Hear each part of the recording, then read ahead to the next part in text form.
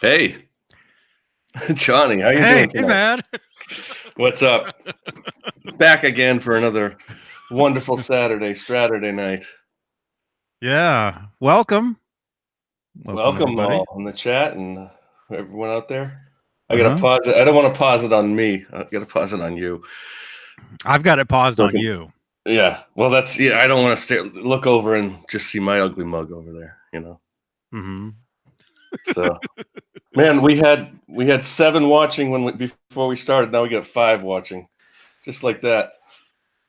Wow. We actually So probably have 3 watching because you're probably one of them and I'm one of that's them. right. Yeah, hit those thumbs up. There we go. Are we live or what? What's going on? I think we The are. chat's not moving for me. Are we live? Stream Elements says the Stream Elements bot is running, so All that right. we have to be live for that to be happening. What's the Stream Elements? Is that a person or is that like a Nightbot type of thing? Or It's kind of like Nightbot. It's just another thing. yeah, You another know? big brother watching out for us.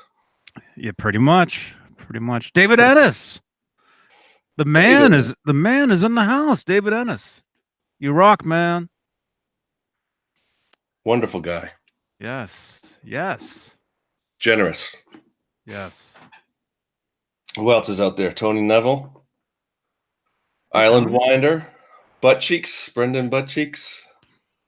Music Therapy. John Moronic. Hey, John. Hey, music. Vintage Brendan. Sounds. Brendan, I've been seeing your videos. He's doing your carpool karaoke, man. Oh, really? Over Have on to check that out. on Instagram. You're not on Instagram, are you? I'm not. No. Okay. I never made it over there. Never did it? No. Just Facebook. That's as much as I can handle. Mm-hmm. Mm-hmm. Yeah, Instagram is cool, man. I've been over there since, I guess, 2011 or 2012 or something. Mm-hmm. And I do these posts like let's say, you know, let's say we did the show last night. I did a post this morning. You know, you can do what's called stories. Yeah. Which I don't know. Facebook has stories now. Yeah, isn't it? I mean, don't you pretty much share the same stuff over Facebook or Instagram, Twitter? Well, you can share the same information, but on places like Snapchat or Instagram, they're both kind of similar. Yeah. You can create posts using emojis, if you know what those are. Yeah, I do. I know what emojis are. You know, with different pictures and stuff, you know, different stuff. And so let's say I'll show you. Actually, I can show you. Let me Here we go. I'll pull up my Instagram real quick. Or one of them. I've got several. If you guys want to follow me, there's Johnny Beane, there's Howie Beane, and there's EVH GEAR Live, which is totally dedicated to EVH guitars, you know, Van Halen guitars, you know, all that. Mm-hmm. Okay, so here's my story over on let me just make sure it doesn't. Okay. So here's what I created from yesterday. Oh no. Oh, okay. It's okay. It's just Michael Smith. I didn't see it. Yeah. Okay. So like. Okay. That's what I created. So it's a nice kind of like animated ad. Jim Nicholas, Pat's Dogs. There's a story, I guess. Yeah. So what's his name? From yesterday or today, I mean. Tom Kiefer. Tom Kiefer. Yeah. I didn't read it, but you put that in the Discord. Did I? Or somebody did. Yeah, I don't know if I did. I might have shared it on Discord, but I did see that I think I saw it on Facebook, and I didn't read it. But I wonder if he's reacting to anything he saw on this channel. You know, because people have been talking about it. I think the video is actually from a while ago. It was from before we started talking about it. Okay. Yeah, it's a video. It's an interview with him, and he's actually talking about Pat's Dogs. Yeah. Talking about that video. I'll have to watch that. That's cool. Because after seeing Mancuda do it 100 times and play it a few dozen times, it's cool to see the story behind it, what Tom has to say about it. Mm-hmm. Mm-hmm. Yeah, all good, man. Michael Smith. What's up? Coming in? He'll jump in here in about 30 minutes. Cool. So, and I sent the link to Jay and Nesdal, but I know it's Saturdays around this time. It's kind of late for them. Yeah, it's all good. Mike himself is here. Hey, everybody, relax. Mike as himself is here. John Boware, how are you doing tonight? John, Fender Gurus out there, dude. We got to show your pictures, man. John, please email me those pictures again. I know you've probably sent them like 5 or 6 times. My email gets so filled up. But yeah, please email me those pictures. Are we on Facebook? John, if we're on Facebook, DM me, message me the pictures that way to either johnnybeanetv account or just the regular Johnny Beane account if we're connected on there. Michael Smith gives me the thumbs ups and the happy face. Very good. Zach Moon is in the house.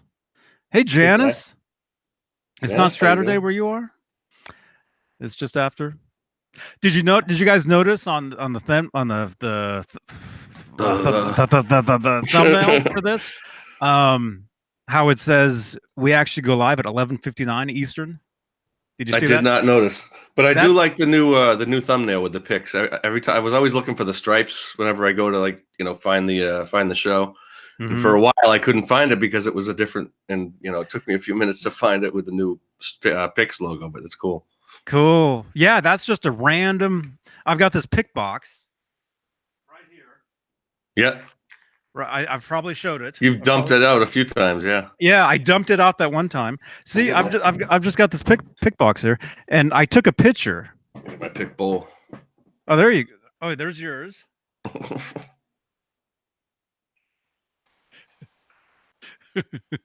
You got pick guy on there. Yeah. Yeah. So I've got this pick box. There you go.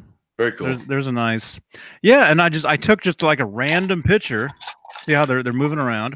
I took just a random picture in there and created those a couple different thumbnails. Yeah, that's cool. One generic one saying basically live streams, Tuesdays, Fridays, and Saturdays, and then one specific one for tonight that says Saturday Night Live, 11:59 p.m. Eastern, 8:59 Pacific. The reason I did that. Yeah, why'd you go with the 59? The reason I did that was so I could keep everything on Saturday. Because does it make sense if I put 9 o'clock Pacific, midnight Eastern is not Saturday anymore for you? Right. I get it. Yeah, that makes sense. So to say 11:59. So it's always Straturday when you're. Yeah, that makes sense. Yeah. Although, would you think of it like that? Like I probably wouldn't have thought of that, but that's a great idea. I mean, that's the Johnny Beane mind going at it right there. It made sense to me. It makes sense, man. Yeah, it does. Hey, Sonia. Steve Carmichael's here. Hey, dude. You guys, check out Steve Carmichael, man. He, what would you say?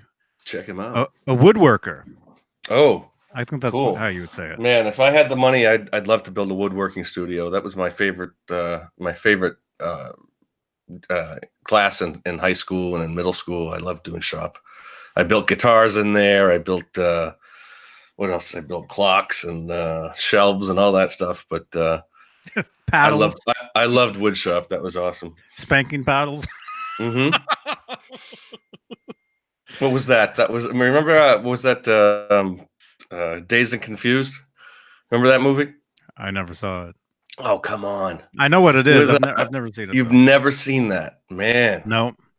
Wow. Well, that's exactly what they did. Is they were building bongs and like paddles in wood shop, and that was the whole basis of that. Was the last day of school in 1976, and all the seniors or whatever it was all had to go hunt down the new incoming freshmen.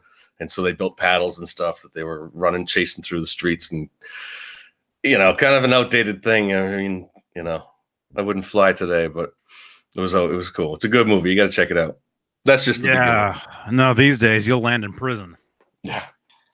for doing that, and you'll be blamed for all kinds of. Exactly. Fender Guru is in here.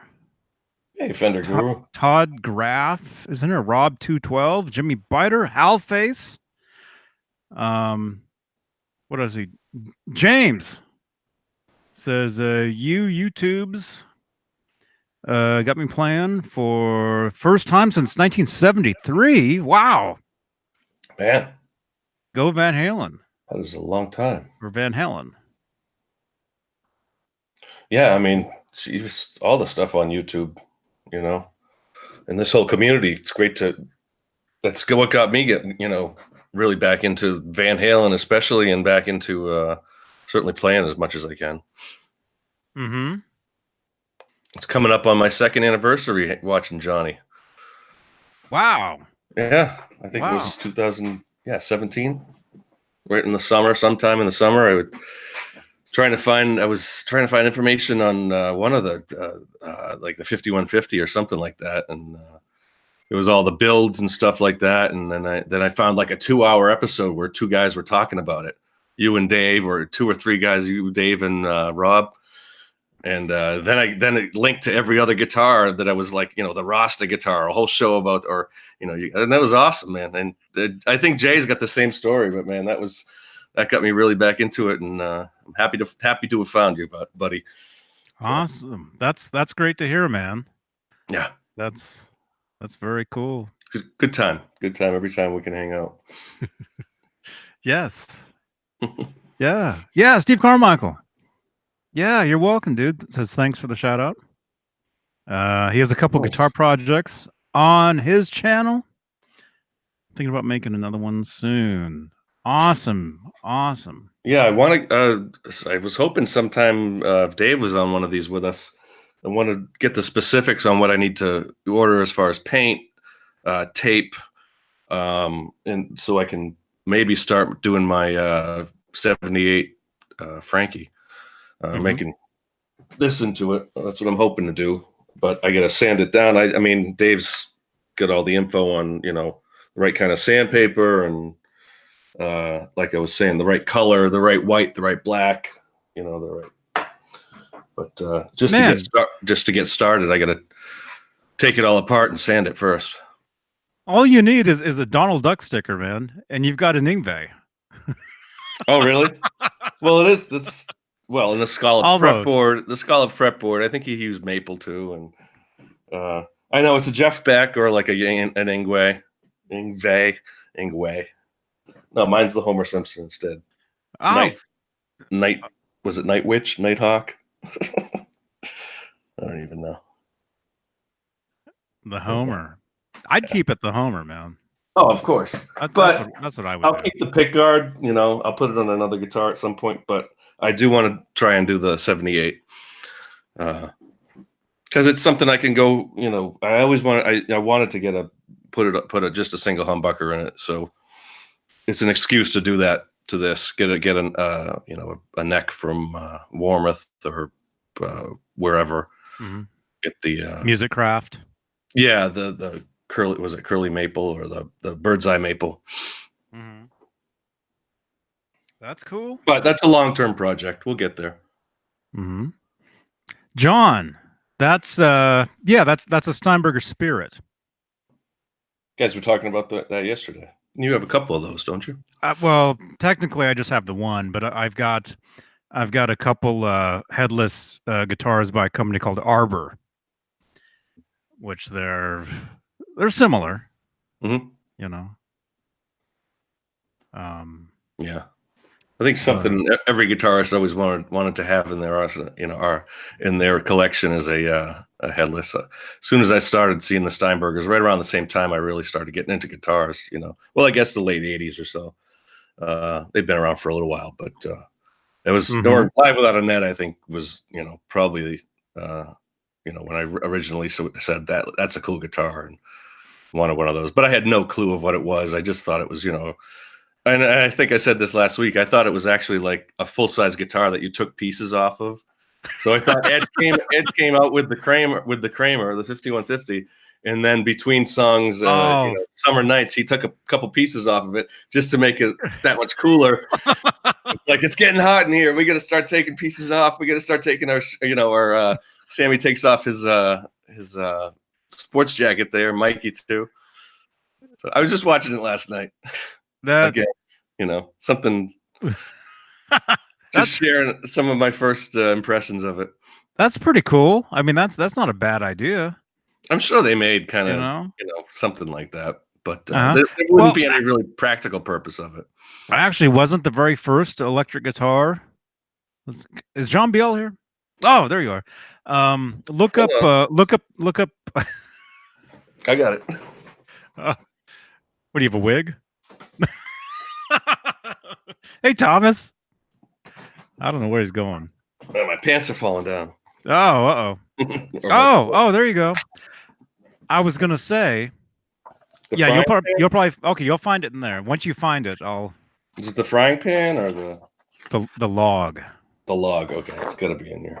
Look up the log. Yeah, I think that was the very first electric guitar. Yeah, I'm sure. Come on. There it is. Yeah. The Les Paul story is amazing too. The whole multi-track and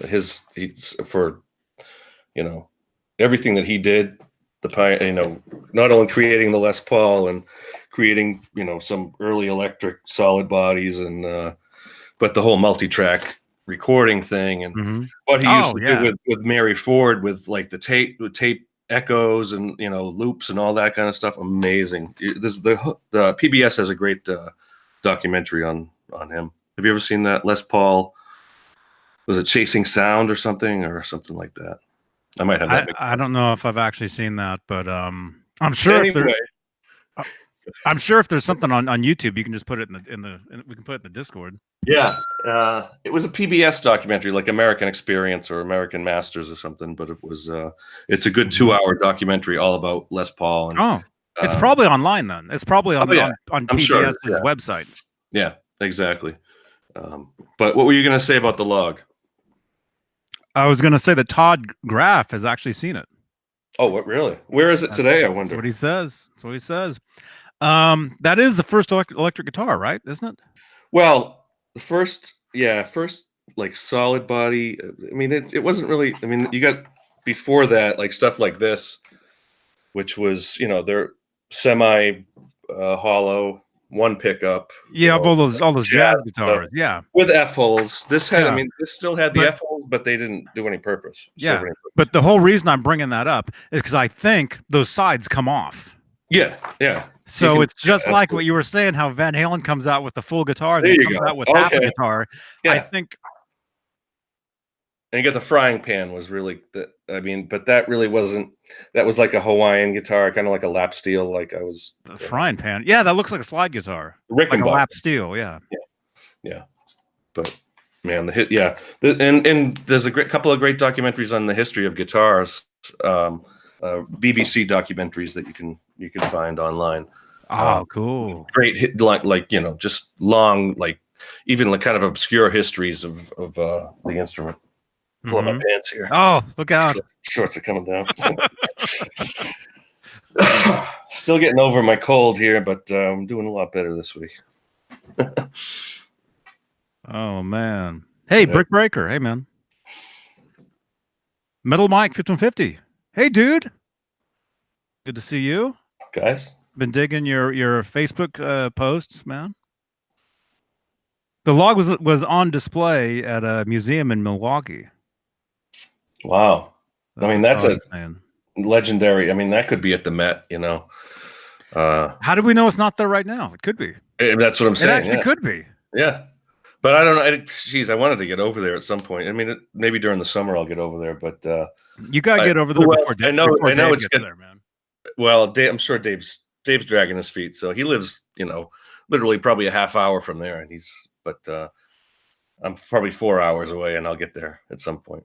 If I was 4 hours away, I'd be there. I gotta find. I would have gone already. I'm on vacation in 2 weeks, so I'll see if I can make it in 2 weeks for 2 weeks. So I gotta find something to do for those 2 weeks. So maybe I'll take that trip. You'll walk over there. Yeah, that's a great idea.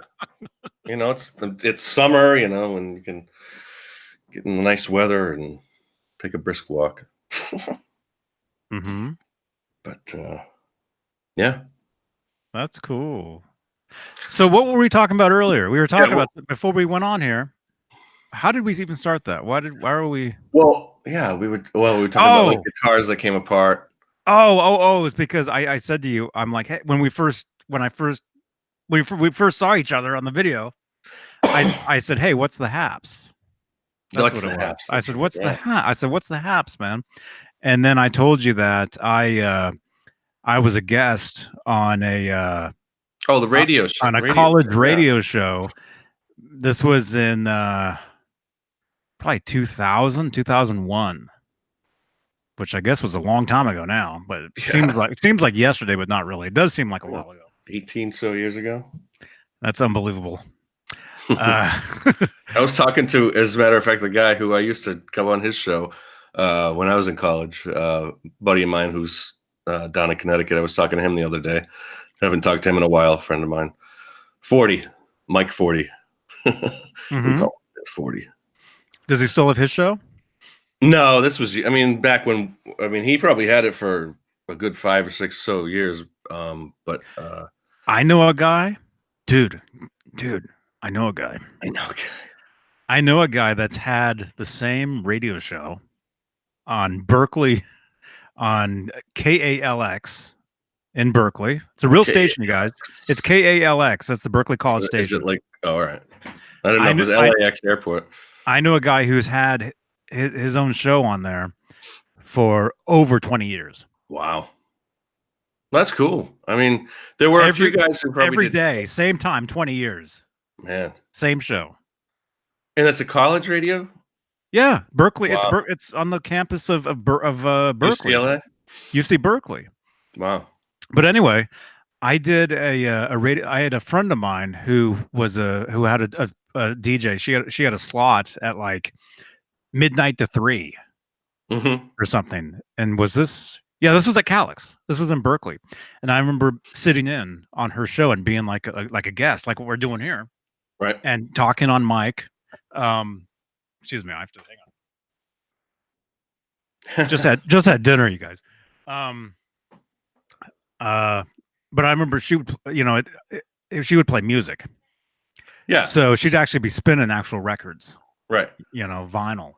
And I remember for that night, I remember picking and choosing a lot of tunes and going and running into the archives, finding the vinyls, bringing them up. Oh, you're bringing memories back. That's what we had a great library. It was all albums and I mean, there was hundreds and hundreds of CDs and albums. CDs and this was University of New Haven. Whoa. 88.7 I think it was on the FM. And it was Metal Day. Every Saturday was Metal Day, all day long. And my friend 40 closed Metal Day every weekend. It's Saturday night from I guess it was midnight to 2 or something. And then they'd shut the station down till the morning. And it was the station WNHU. I wish I had my shirt on. I have WNHU shirt, but the station actually reached a good almost the whole state of Connecticut. So it was like a huge broadcast area for a college station. I think it was the biggest and one of the biggest in New England. And so yeah, we'd sometimes we'd have like 6 or 7 of us down in that tiny little studio and just playing metal and for 2 or 3 hours, every Saturday night. It was fun. We got to try to get on a college station. Yeah. Or do you know anybody who still has a show? I told you I know a guy. Not really. I mean, as far as I don't know anybody that's got a radio show, but there's a lot of classic rock stations out here. Yeah. Well, regular radio, they probably wouldn't. Right. They want nothing to do with us. I mean, college stations too. Boston. College stations, though, you can. The thing is, it's very easy to get on college radio, just as a guest or a performer. If you got something interesting to say, definitely. I mean, that's all they care about. Well, it's not even that. It's not even that. If you're in a band, a lot of bands can get on. Like I've been in I don't know. I've been in a few bands where we've booked gigs on radio, and you Mm-hmm. show up. You show up, and then from 10 to midnight, Yeah, you're I've you seen those. you Yeah, play, they interview you, you it's lug not all as your stuff popular in there. nowadays. It's more. That was back in our day, back in the '90s and stuff. But I In the do, 90s and early to nowadays, early. and we've got a great. There's a radio station. They say they broadcast out of Boston, but they actually broadcast about a mile from here, right? The River 92.5 in Boston. But the station is literally it's a local radio station that's right down the street. But Mhm. they have got a beautiful old 1940s kind of Art Deco building, and they've been broadcasting for since the 40s, since the 30s. I mean, it used to be the local Haverhill, Massachusetts radio station, but now they broadcast the River is what it's called, and it's independent radio. And this sounds like exactly like an ad. I'm listening to it, and it's like it's independent radio, but it's a lot of like modern, kind of like Black Keys type stuff to the Beatles to anything like Billy Joel to like it's almost like adult contemporary, but it's a great station. I guess I'm giving them a plug, but there's some great radio out here. I mean, I'm just tell me their call sign or whatever it is. We'll put it in the tags. Yeah, it's what is it? WXRB. I'll write that down. And the River. They're called the River. Oh, the River. Okay. Yeah. There we go. They broadcast out of Boston, but they're really, I mean, the studio is here. And I I'll see if I'll grab it in a little while. It's a big 78 album, 78 record from like the 40s. It's WHAV Haverhill. And I don't know what's on it. I've never played it, but it's like it's got 4 holes around it. It's a huge like lathed record album, 78. It's like glass. I guess it's her. So I'll grab it. Want me to grab it now? Let me grab it. Sure. You mean the record, right? Yeah. Yeah, 78s are they're very fragile. Yeah, they're like regular vinyl records, but they're bigger and they're very yeah, they're I don't think they're even plastic. They're almost like glass, I think. What guitars did everybody buy this week? JR, I didn't. None for me. Did I get my keyboard recording done the other day? Brett, the keyboard stuff, yes. I've got some guitar stuff to throw over that, which I will soon. I don't know what else is in this bag. Let's see. It's probably a treasure trove. There's a lot of picks. Oh man, I'll show this later. But here's the records I was talking about. 78s. So you have them just in plastic I guess bags. this one's got 3 holes. Like you can see 3 holes in the back. Is it plastic, or is it more? Feels like this one's plastic. This one feels like plastic. Let's see. What does it say? It's That's one of those one-sided ones. ASS tonight. ASS. I can't read well. Maybe it's something tonight. Haverhill. Well, show it to us. We can see it. PCM. I don't know. Can you see the? A little closer, or go all the way. WHAV Haverhill, Mass. Haverhill. Yeah, it's hard to pronounce. Recorded by, and that's one of those one-sided ones. The other side just looks like this. It's got 3 holes in it. I don't know what it is. At someday I'll get these transferred. Tonight show Haverhill. So this is 1954, 7/15/54. Oh, dude. 7/15/54. And you're keeping those in just a plastic sack? Man. Assignment Tonight, I guess was the name of the show. Oh, that's cool. I'd love to hear that. Side 3. Yeah, I'm going to have to get... Yeah, you're right. I probably shouldn't keep these in... Damn, there's a few of them here. I didn't realize I had so many. This one's broken, but... Man. Wow. I did not realize I had all of these, but... Yeah, I mean, this is the backing of it. This is like... But, I'm sure a lot of people out there would love to hear those. Now this, now, no matter what's on them. It's probably in the 50s. It's probably live commercials. But listen, this album is it's kind of like you can see right through it almost. But the title on this one, Assignment Haverhill, and it says Arthur Flynn. Now my great grandfather was Albert Flynn. I wonder if they just got it wrong, and he's from Haverhill. I wonder if it's my great grandfather. But this album's probably unplayable. Anyway, I gotta work on these. There's several of them. There's like 4 or 5 of them. Man, and they smell like old, just old. They smell like old. And I think they're glass or probably lacquer, I guess. Man, what else do I have here? This is like old time stuff. I don't want to go too far back, but and I don't even know if I should show this stuff.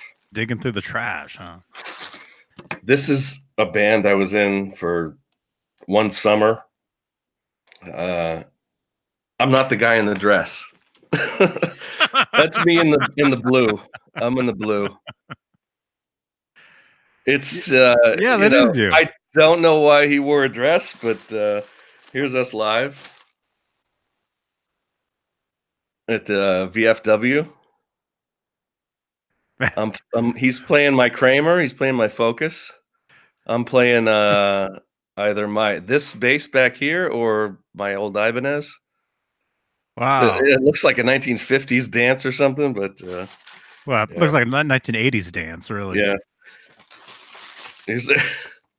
Oh man. We went on some kind of a photo shoot. I don't know. A friend of ours was taking. What year was that? Was that late 80s? This would have been 94. Oh, because you know what that looks like? What? That looks like that McFly family photo where right? he's disappearing from the picture. That's what that looks like. Oh my god! Yeah, I got here. Yeah. It was my buddy Lon is the guy. LON is the guy who Lon who is wearing the dress. He was a singer, guitar player. And then Kevin, I don't even know his last name, was the drummer. I played bass at that time. Anyway, let's not get into any more of these. A couple more live shots, but well, maybe if we have time later, I'll look through these again. But that's for another time. And I do have something from college that I'll show you at some point. I'll just give you a tease. University of New Haven, 75th anniversary. Awesome, man. I'll go over that in a little bit. Again, I gotta get a belt. But, wait a minute. I pulled out my summer shorts. It's getting warm around here, so. Summer shorts. So you have like winter shorts too? Some people around here do. I mean, there are people in New England who will wear shorts when it's 16 degrees out, but I'm not one. I'm not one of them. People who run hot, I guess. Like the big fat guy down the street. I mean, who's he always wears shorts all year long. That's just a stereotype. I'm not saying there's necessarily one down there, but I don't know. Brett says he wears shorts all year round. Where do you live, Brett? Was that drummer? Was he a John Fishman fan? John Fishman? I don't know who that is. He must be a drummer that wears a dress, maybe. What band do you think John Fishman is in? It's pretty obvious. I don't know. I don't know who that is. Take a guess. John Fishman is in what band? Fish? That's correct. And he wears a dress? I think that's probably I guess that's what he's going for. Yeah, and now that you mention it. Was your music a lot like Fish? Yeah, it was, but we weren't any good, No, we were kind of like, geez, I don't know what you'd compare it to. It was like a kind of a metal. What was the name of your band? Trout? Cod? You're gonna make me say it? No, we were called the Green Life Foundation, Green Life. I guess as in smoking weed, but it's certainly at that time I had no clue, but it was a band name before I even got there. It was the Green Life Foundation. We had fun. I mean, it was a good summer. We played all over the place. We played, not only like a lot of open mics and a lot of BFWs mostly, but a couple of bars and stuff like that. But we had fun. That was a good year. Mm-hmm. My first like kind of gigging band, where we sought out and played as many shows as we could, and we had a tight, like 6-song, 30-minute set list that, But even that year, we went through so many changes. You know how it is with bands. Like, we had a second guitarist for a while, and the singer guitarist was really not suited to sing and play at the same time. He was a great singer and a great like kind of frontman, but he wasn't a great guitarist. But and for a while we had a singer guitarist, bass and drums, and those were the heydays for Green Life Foundation. But it worked and we had fun. We didn't make any money or anything. We recorded a little bit, I think, towards the end, but we had our own rehearsal place, and we had, we paid for like a couple $100 a month for a rehearsal space, which was party every night. Yeah, I mean, this was when we were, before any of us had moved out of our parents' place, and we had that place, pretty much down the street, and we could hang out there at all hours, and it was fun. Yeah. And the guy that owned it did setups. He did electrical stuff. So I mean, I got all my, at the time, for free. I think. I mean, you just leave it with him, and as long as you're paying rent, he'll set everything up for you. So I can't remember what his name was, but that was a great rehearsal place, and still out there. Still out there. Ah, man! If you can remember his name, maybe he'll paint your guitar for you. I don't know if he does that, but I'm gonna do it myself. Hey, Tessie. Tessie Switch is in the house. Hey, Tessie. Everybody, Tessie Switch. Hit the thumbs up. You guys want a Tessie Switch? Go to Tessie Switch. Mm-hmm. What was I listening to? Something. What did I just say? What? I don't know what I even just said. Go to Tessie Switch if you want your Tessie Switch. Is that what I said? Something like that. Okay, I don't remember. I was going to say kill switch, but I don't know. I was listening to something, and I got your words and my words got mixed up somehow. Jeez. There we go. You guys want a kill switch? Go to Tessie Switch. Right there. No, I wanted to talk more about the radio thing, man. Well, let's talk about it. Bringing me back to the '90s, and it'd be New Halen and local radio. Yeah. Tessie, you got to put the HTTP blah blah blah before that, and it'll be a hyperlink. But yeah, if you guys want a discount on Tessie Switch, Tessie Switch, use code johnnybeane15 when ordering. Awesome. But no, as far as the college radio stuff, I told you I sat in with a friend of mine at the time, a DJ, and we played records, and then BS'd in between. She even played. I brought in a CDR of a couple of my original songs. They were played. Nice. I do have all this on a cassette somewhere, or Very probably on MP3 somewhere on the computer. That's something else. Transfer that stuff. It's like we were saying. You got to transfer those South American videos and transfer some of those cassette stuff. The analog stuff, transfer it digital.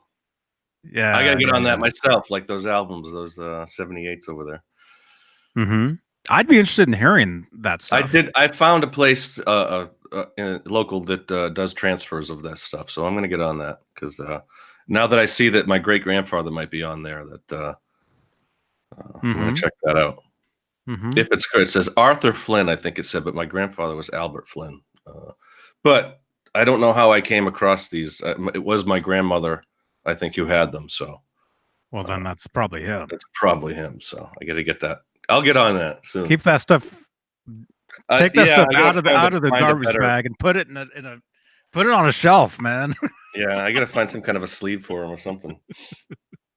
Hey, Magic Jones, welcome. Magic Jones says, I've been trying to get into one of your live streams. Trying to get into it. Yeah, I mean, awesome. What are you having trouble with? I don't know. I heard we're boring. Oh, is that what it is? There's a couple channels out there that used to be friends of ours. Now they're saying we're boring. So I don't know. Well, that's bullshit. But I don't watch their shows either. So exactly. Yeah, there you go, Magic. There you go. But no, man. The college radio stuff, man. Yeah. Man, there's so many cool. Like if you're in a band, you know, like you were saying, these days anybody can. You know, we're doing our own thing on YouTube here. You know, anybody can, whatever. You know, but we would lug, you know, all our gear. You know, I played. I'm thinking I played once or twice at KUSF in San Francisco, which was the college station in San Francisco. Hey, Michael. Hello. Hey, Captain's in the house. Hey, dude. What's up? How you doing? Hey, man. We're reminiscing, Michael. I hear reminiscing. Good song, by the way. something. I heard boring. Screw boring. Who's boring? Come on now. Yeah. Not anymore. That's the rumor, is that we're boring. That's really. That's what I'm hearing. Yeah. Says who? The boring folk. Yeah. Please. The boring folk. What are you doing? Hey, Thomas. Johnny, I just ordered 2 T-shirts and a mug. Hello, dude. Johnny. Thank you so much, man. Thomas Santiago, awesome. 2 T-shirts and a mug. Quality stuff, right, Michael? That's Michael, right. I gotta get some Johnny Beane gear. I got my Nerd Halen gear. I gotta get some. Excuse me, Johnny Beane gear. that was not intentional. Is that a wink? No, that's a real cough. Is that a BS cough? I can get some of Johnny's shirts. I gotta get some Johnny. Bull crap. Oh God. Oh God. How you doing, Michael? I'm doing good, man. Hanging in there, feeling better than I did last week. Oh, good. Yeah, getting over a cold, I guess. I don't know. That's the same with me, man. I've still got. I don't know if it's allergies, like, or whatever. That's just remaining. That just it can't clear my chest, and it's like. I think it's allergies on my end, more allergies than anything. I'm guessing it's allergies. I never really had allergies, but if it's staying around this long, it's probably that. Or go see a doctor. Either one of the two. Exactly. Yeah. Well, I got a checkup coming up this week, so I'll know if I'll be alive in a month or so. Oh God! Don't say that. None of us knows that. No, absolutely. Even the doctors don't know that. No way. How's everybody doing in the chat room? Hello, everybody. Saturday night, man. Things are good, right? Yeah, exactly. Yeah, we're having a great time, man. So what did I miss? What are you guys talking about? We're talking about college radio, local radio. Johnny was talking about going. Well, I'm still trying to finish that story. Yeah, I mean let's get on with it. Okay, real quick. I was in a couple. Okay, so like I was saying the other day. No, go ahead. I've played on local college radio at least a few times. Mm-hmm. Probably more than that. I just can't remember. Acoustic, or would you play with a? I've done acoustic. Mm-hmm. I've done acoustic actually on public TV. And okay, I gotta take him out real quick. Yeah, Mr. Diapers. He has to go out. All right, I'll be right back. Howie. Oh, it's you and me, Michael. We can handle it. Howie. Gotta love him. Absolutely. Did you watch the hockey game tonight? Actually, no, I haven't. Johnny's not here. We can talk about that for a minute. I haven't. Have you? Have you? I'm guessing you know the score. Yeah. It was. It's a good game for anyone living in this area. I was gonna say it doesn't sound good for the St. Louis side. But hey, St. Louis is hanging in there, so they got game 2, and it's anybody's game still. I think it might go 7. I think It it's might, really- if they, if they keep up the pattern that they've been doing, it could keep going. But Yeah. Both, yeah, but I kind of hope not. what was the final score? I mean, you want to ruin it? Well, it's everybody knows now who won. So. It was bad. It was like 7-2. Oh, beat Yeah. down. Ouch. Yeah. But Wow. and it was the last 2 or 3. Well, the last 2 came in like with the empty net. So Empty net. Yeah. But Well, I was watching my Yankees tonight, so I feel better. oh, well, that's good. Yeah, I can't do baseball. I haven't really watched much baseball. Well, we just beat up on your Red Sox, so. Oh, were they playing the Red Sox tonight? Yeah, yeah. Oh, well, it's at least you had some good entertainment then. The thing of it is it's a weird series, right? The season, I should say. Tonight was the only, if I'm not mistaken, it was the 4th. Yeah, the 4th game only played, and here it is, June 1st, and the Yankees have not even visited Fenway Park yet. We haven't even been to Boston yet, and that's going to happen until July. Wow. Yeah, so the schedules are kind of crazy. Well, this is kind of like concert season for Fenway Park. We got who was Fish was here or is coming soon. Cool. Who's coming this year? We recently they've started having a lot of big concerts at Fenway Park. Like the Grateful Dead came, or Dead and Company came. Billy Joel plays every year. I'm seeing Billy Joel out here in Colorado at Coors Field, actually. Yeah, that's cool. I mean, any of those. I haven't been to Fenway to see a concert yet, but they've only really kind of had them in the last 10 years or so. But they have a lot of good shows, on the off days for the Red Sox. Yeah, you got to get out to check that out. That'd be pretty cool, especially in that historic ballpark. Yeah, but like anything, it's so expensive, man. It's especially Fenway. We got the Stones coming to Gillette Stadium, Patriots Stadium. Yeah. A couple other big shows coming to the stadium, but I mean they're so expensive, and it's unless you can get a deal somewhere or win them on the radio or something, it's to me it's not worth it. And because you're gonna see, you can always look at the highlights the next day on YouTube and everything like that. Yeah, and even if you pay like the cheapest tickets, you're still paying a ton of money. Yeah, exactly. And you're gonna have horrible seats. And what it comes down to is you're not seeing anybody in their prime, and that's just anybody that's selling out a stadium these days. Rolling Stones, AC/DC, Guns N' Roses, Billy Joel, anything. None of them are. I mean, and they're all great artists, but none of them are in their prime anymore. And the youngest one that's really what I want to see.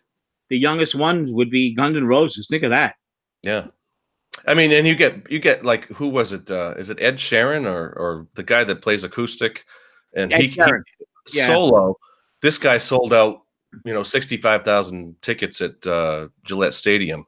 Maybe even 2 nights. And I mean, there's some of those artists out there that I've never really heard of, never gotten into, but and they're I guess the new stadium acts as well as like Taylor Swift and that kind of stuff. But anyway, yeah, but I mean, the thing of it is with the big stadium acts, like you said,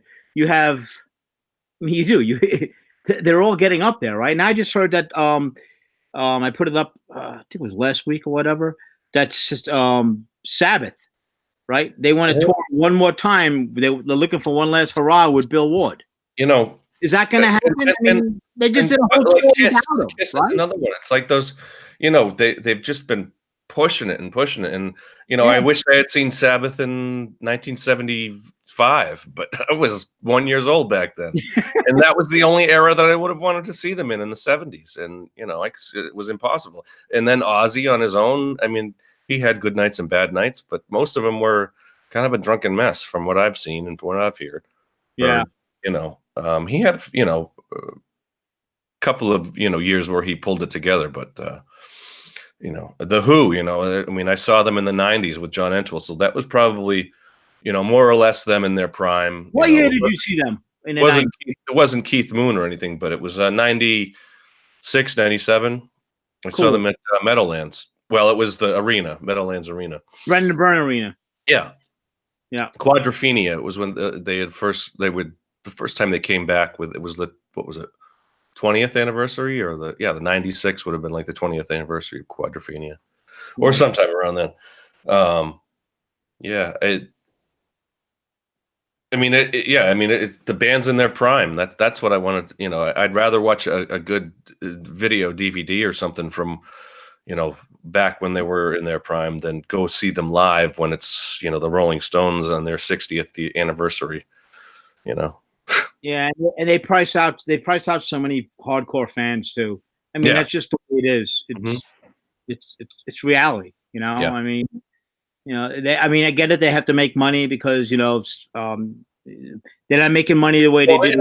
It's not the bands that are charging that much. It's what is it? Master. It's Ticketmaster. What's that company? Something live. What's it called? Live Nation. Live Nation. Live Nation. Yeah. That's what it is. It used to be Ticketmaster, or it used to be Clear Channel or whatever. But now, I mean, it's always been kind of a debate. The artist doesn't want them to charge that much, but I guess Pearl Jam. Remember back in the 90s? I was going to say that back with Ticketmaster. Yeah. That's right. They did their best to go up against them, and it didn't work. They tried, though. You got to give them that much. They tried, but it fell apart. I mean, it did not work. Obviously, it didn't work.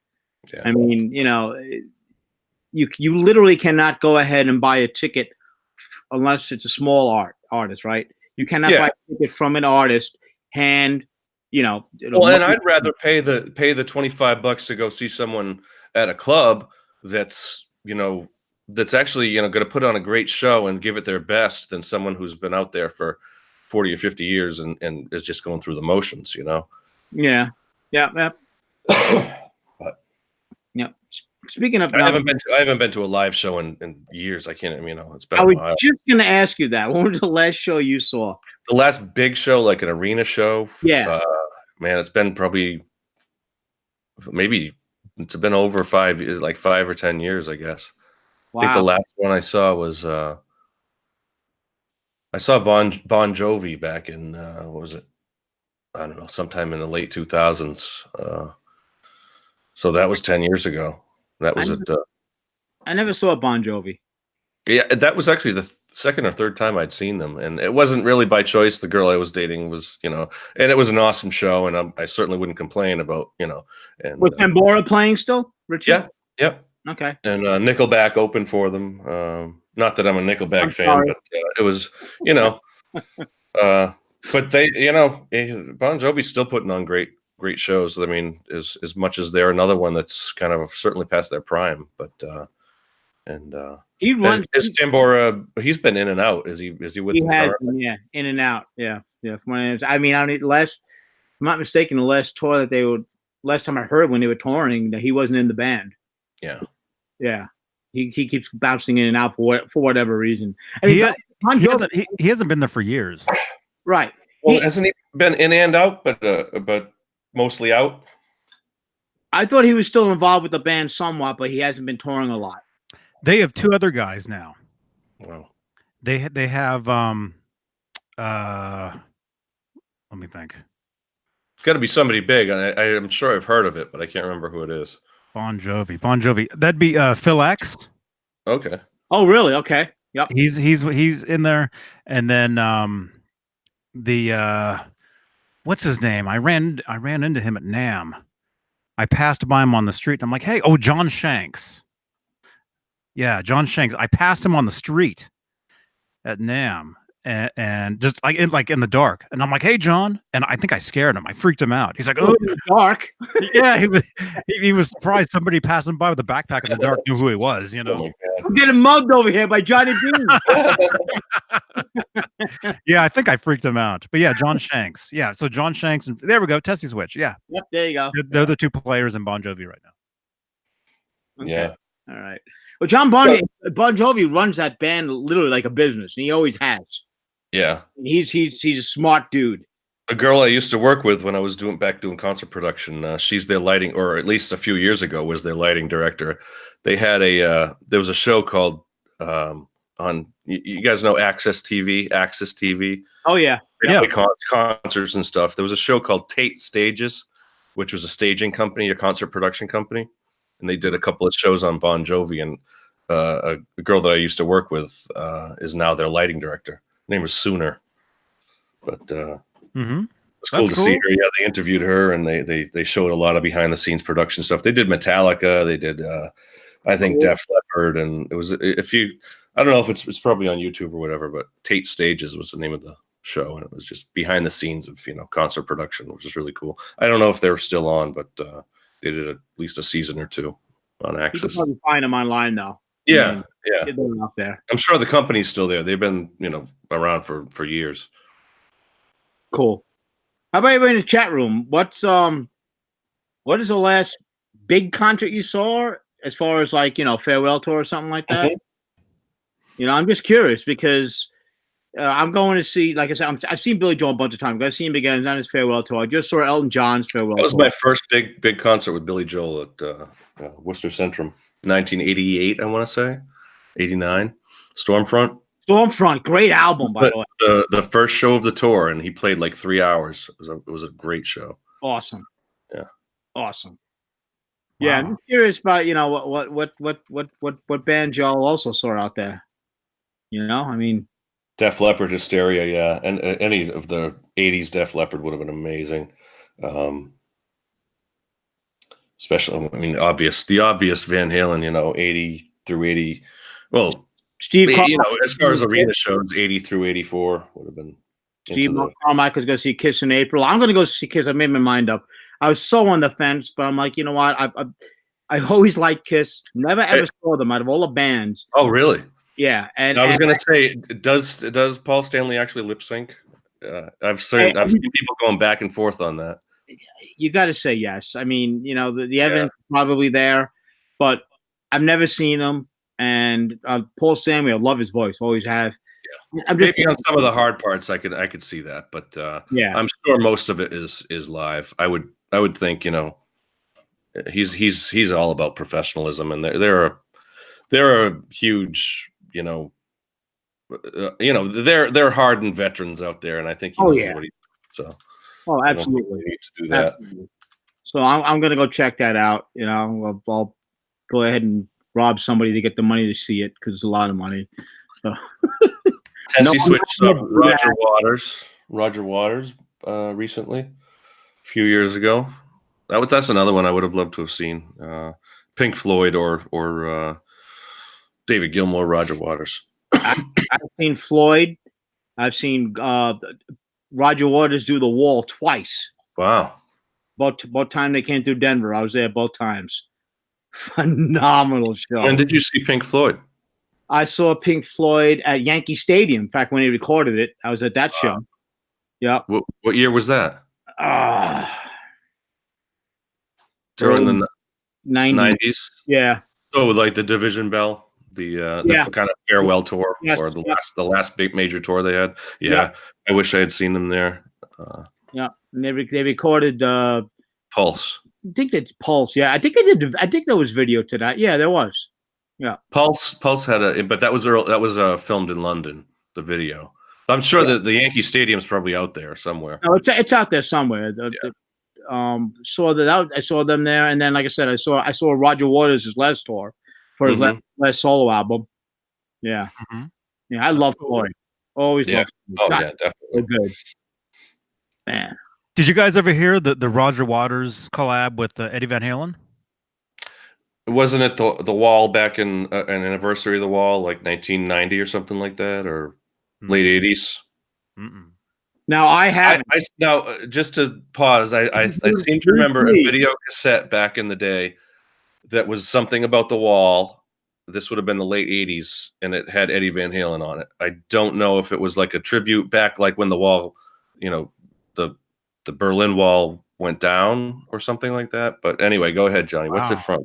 I don't know what that is. I'm excited now here, Johnny. This is news to me. When I was the first Van Halen fan, I researched every every kind of video source or everything that there was out there, and then there was like the Les Paul whole thing with the Les Paul tribute. That the obscure stuff that was hard to find. You know. Yeah. This is and I seem to remember this is from the late 90s or early 2000s. It was a film. There's a soundtrack, and there's one or two. I know at least one song, Roger Waters with Eddie Van Halen on guitar. Okay. What song? Maybe I got it mixed up. I want to say the film was called The Legend of 1900. And there's one or two. John Biel. Oh, so it was a film soundtrack. It wasn't like a studio album. Yeah, it was a soundtrack. Studio album. Oh, okay. I had not heard of that, but I'm gonna have to look up that whole Eddie Van Halen on the Wall. It was like some live version of The Wall. I've never heard of that at all. Like Tina Turner in it and a bunch of other people, and like Ed. I don't know. I could have it completely wrong. Legend of 1900 trailer, Lost Boys. Really? From the Legend of 1900. Okay. I gotta look. There's at least one or two tracks with Eddie. And yeah, this is from like 1999 or 2000 or something. Is my light getting brighter? What's going on? I don't know. How can the light be changing in here? The sun has been down for hours. You have a glow about you, Johnny. Hey, Sean. Aura. Okay. Live in Berlin. Yeah. Well, this ain't live. Oh, you're looking up that thing you were talking about. All right, real quick, back to where we asked. Tessie Switch was saying his first concert was '88, which was Bon Jovi with Skid Row. That would have been a good show, man. That would have been a good show. Okay. Live Guru, Guns N' Roses '89. Wow. Sean Zimmerman, last big concert he saw was Hollywood Undead, Stone Sour, and Avenged Sevenfold on the Nightmare Tour. That would have been a killer. That's a great album. That would have been killer, definitely. Awesome. There's something. I'm still going through this article, but there's something with Van Halen on it and The Wall. Might take me a minute to find it.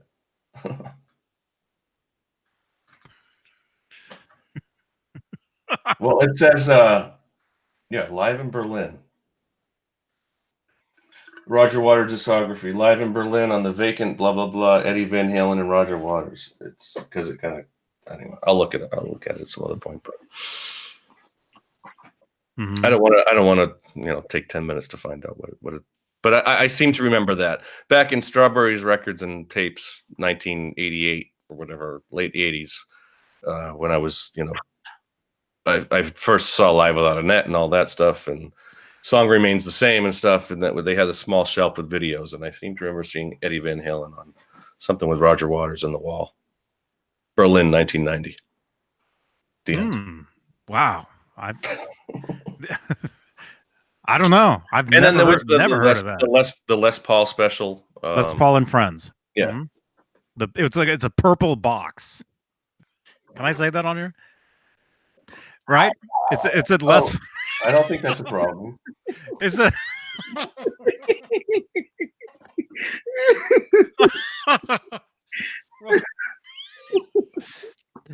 Hey, Clayton. Today's Strat Day, man. Actually, Clayton, it's Straturday.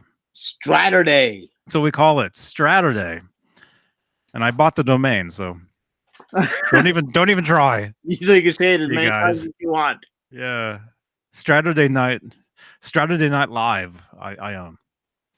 JR, you're right. Support your local venues and go see a club show if you can. It's one of the best shows you'll ever see there. Everybody started in a club, man. That is fact. Nobody ever walked on stage in front of 1 million people just because they can. Miley Cyrus. He didn't have to start in a club. Well, you know what I mean. Her first tour was the stadiums. Right? Yeah, there were several. By the way, she has a new song out. Just to let you guys know. Yeah, No, Legend of 1900 with solo by Eddie Van Halen. That's it, Tessie. That's it. Yeah, actually, my sister actually heard it and liked it. You know, way back in the day when it came out, my sister was like, "Yeah, that's awesome." And I'm like, "Wow, you know about that?" 1999. Yep. Awesome. Yeah, they're probably on YouTube. Probably, yeah. I gotta dig that out because I've never heard it. We'll put them in the Discord. Ding. Remind me, and I'll do it later. Or John Biel. And somebody asked in the chat room, my V-Rod is kicking ass. I actually just dropped it off at the Harley Davidson dealership to have a 10,000 mile, which is amazing. I bought that bike 2002. That only had 10,000 miles in it. 10,000 mile update, if you will. Service. And yes, that is true, Sean. Yeah, Miley she started as Hannah Montana. But that's right. I forgot about that. Yeah. So I don't. So she went through the rigors. So she wasn't playing clubs either. Wouldn't she just do? She would do like a set as Hannah and a set as Miley. Wouldn't she? Yeah. I'm still looking for this Eddie Van Halen and Roger Waters thing. Huh? Just YouTube Roger Waters Van Halen. I know. Well, I'm pretty sure he's doing it. Unless it's just been taken down. If it's been taken down, it's not there. But if it is there, you'll find it instantly. Yeah, it's looking like they might have confused it with Van Morrison, but a lot of the articles are saying Van Halen. Oh, you're looking up that other. Yeah. Right, I would say it's probably Van Morrison because I never heard of Van Halen. 1990, The Wall. I don't know what I was. Maybe. Hello, Pal Guitar. I'm gonna have to do some research. Hey, Pal Guitars is in the house. Welcome, dude. In the house. In the house. In the house. In the house. Yeah. Yo. Tony Neville, maybe Ed uses pound cake drill to drill through the wall. Maybe that was it. So, there you go. I don't know. All right. Whatever. Stop. Yeah. Come on. It's out there somewhere. Yeah, I'm sure it's yeah. I don't know. I could have the memory wrong. So I'll look into that. Cool. How's everybody doing tonight? Yeah, leave a thumbs up. Thumbs up. And subscribe and let us know where you're watching from right now. We got 45 people watching, 32 thumbs ups. Hey. I'll start us off. Oh, I already got mine.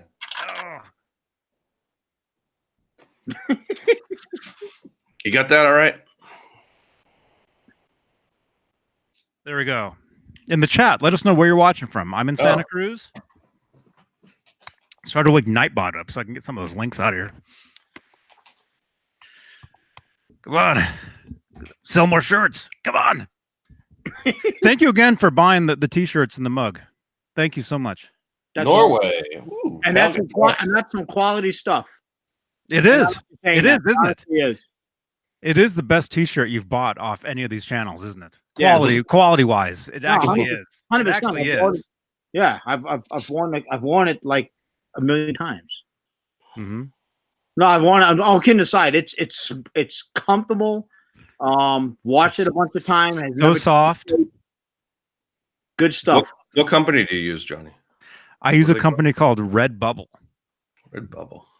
And we actually went with them because the quality was the best. But Pal Guitars from Norway. We know where John is. We'll say Haverhill, MA, Massachusetts. Tony Neville's from North Carolina. Steve Carmichael, Atlanta, Georgia. And John Prosper is from Oshkosh, Wisconsin. Cool, man. Where else, everybody? Where y'all from? Hamilton, New Zealand. Fender Guru. Fender Guru, man. There you go. Fender Guru, man. The other side of the world. You know, I heard you earlier talking, John, mentioning about, being on the radio when you from college days, right? Mm-hmm. Having a pretty good footprint back then. Think about that, right? Yeah. in Connecticut. Hopefully, you know, maybe getting most of the state. Yeah. I Right mean, now, just think about the reach, just the technology. There's just a difference. well, even this show, I mean, we got, I mean, news the other side of the world, literally. You know? Exactly. New Zealand. Yeah. Wow, I mean, New Zealand is. It's comparable. Yeah. There's somebody in New Zealand looking at me right now. You're upside down. That's but actually kind of scary. all right. No. Something Wow. like this. I'm upside down, I guess. Hello, New Zealand. Now I'm in New Zealand. Wait, hang on. Oh, Hang on. I'm not flipping mine.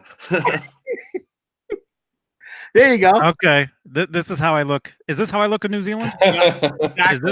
Is this Now better? I'm in New Zealand. Hello, New Zealand. Hey, can you see us? Fendiguru! You can see us now, Fendiguru. Now we're clear. Now we're clear. Do we look okay? Testing, 1, 2, 3. Oh my god! Let's go back to the I States. got a whole laptop. I'd flip mine too, but I'm not going to flip Let's it. go back to the States. 1, 2, 3. States. Oh my There god. we are. All right.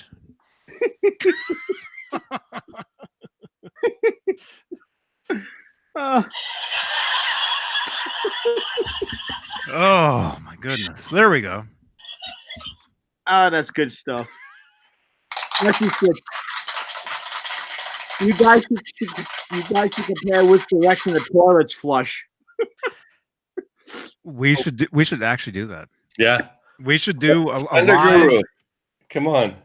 Let's do it. Let's do a live toilet flush on here, man. A live flush. Oh my That's god. how we'll end the show. A live flush. I love it. Oh my god. Hey, G. Gee, what up? He pushed Yeah. out. He knows. Doesn't say hi to me, but he says hi to you. It's all right, G. Good to see you. Good to see you. Gee, show John some love, man. Come on now. It's all good. Well, we've met G in person. We've actually. There you go. You guys have a tight bond, so Yes. He's a cool dude, man.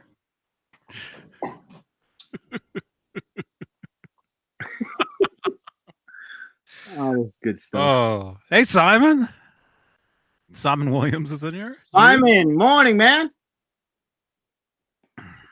Yeah. I would say good morning to probably everybody, almost everybody watching this, because it has to be Gibson Sunday or whatever over there now. Gibson Steinberger Sunday? Gibson Sunday? Gibbs Sunday. Gibbs Sunday. Gibbs Sunday. That's what it was. Gibson Sunday. Gibson Day. So, Johnny, what's up with the guitar behind you, man? You talk about it? The Music Yo Steinberger. Yeah. There it is. Yeah, we were kind of talking about these, I think, last night a little bit. What's the Music Yo part of it? Is it was it licensed through Steinberger or was it? Yeah, Music Yo was the company that was distributing. Oh, okay. Yes. There we go. There's Nightbot. Awesome. Nightbot's here. Hello, Nightbot. Yeah, if you're on Twitter, tweet this video out. Tag me in the video at johnnybeane, and I'll retweet you. Rod Nesser, 1:10 p.m. here in Perth. Is that Perth, Australia? Is it Australia or? I don't know where Perth is. Yeah, I think it's Australia. That's Australia. Okay, yeah. Perth. And 1:10 p.m. That's 12 hours from me. He's talking 1:10 p.m. Sunday afternoon.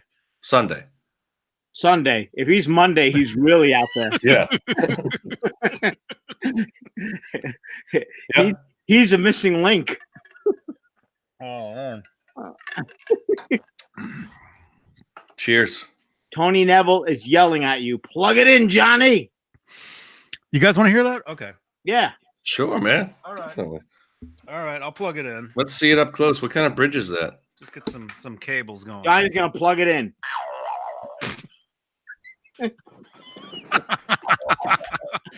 Here we go.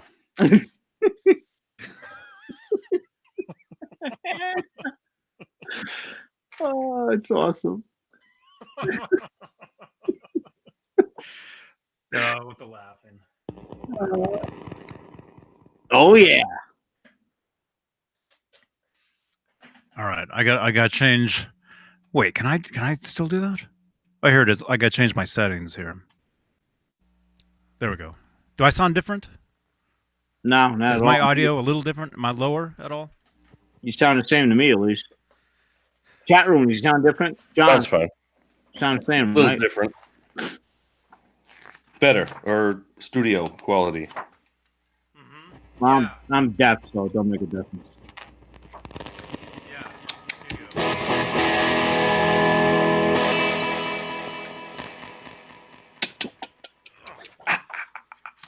Well, Johnny, give us a little rundown of the guitar before you start to play. Yes, here we go. Okay, so this is the Steinberger Spirit, Music Yo. It's early 2000s guitar. I got it in 2003, so it's probably at least a 2003-ish guitar. Oh, bad cable. I gotta get a new cable. It's got the little kickstand there, so I can play the guitar. That is cool. You know, without a strap. I don't have my Ibanez strap on.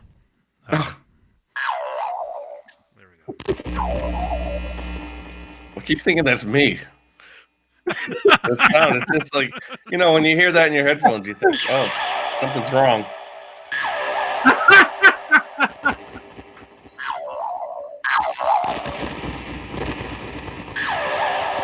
Wow. Yeah, it's my cable that sucks. Oh, come on. A psychedelic boing.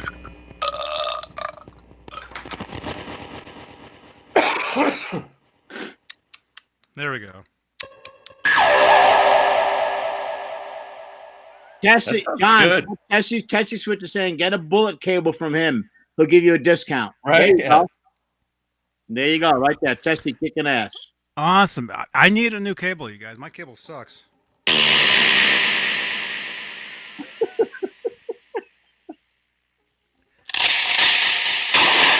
Ah. Cool. Whoa. Yeah.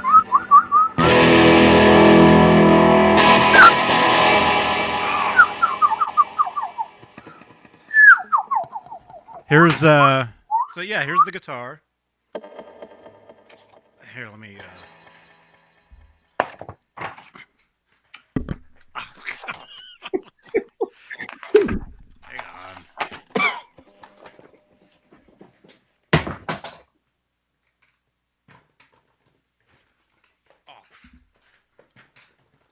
Simon Williams wants you to get some humbuckers for it.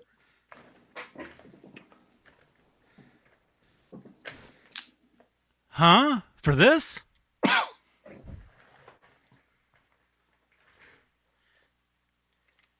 I don't know why I don't have a strap, but you guys can hear this?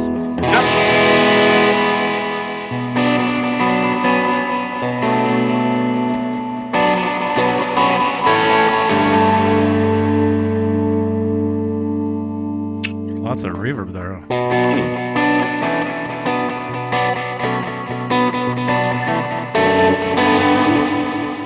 Who's the one that was listening to my songs earlier? Somebody in the chat, they said they were listening to a song called Sound 4 on Spotify. Cool. That's this one, man.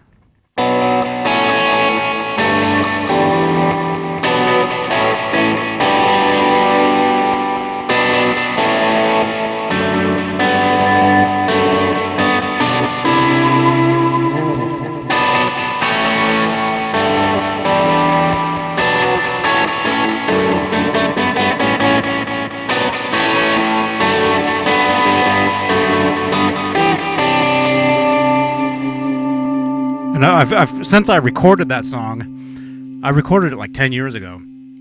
I've come up with new parts to it. So there's other parts now. There's a part of that riff sounds like something else. I'm trying to place it. Keep playing. Wow. I think it's a Who song. You mean this one? It's that chord change. No, it's a later Who song.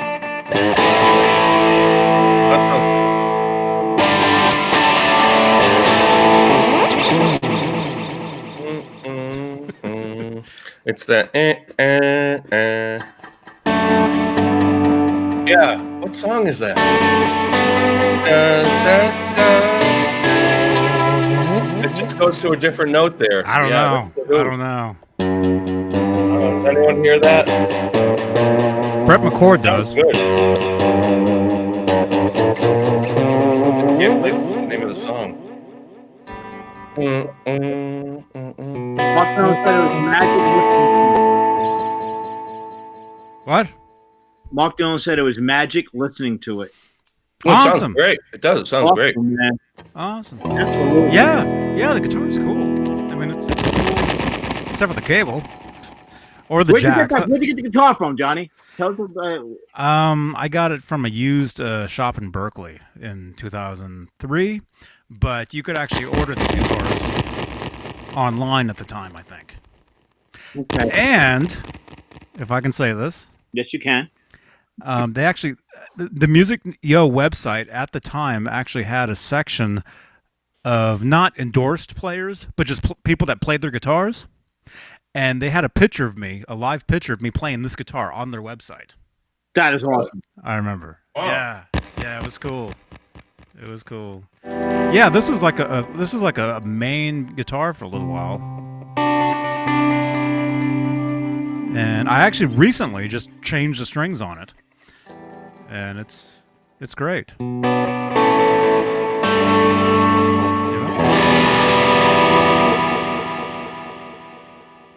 How's the action?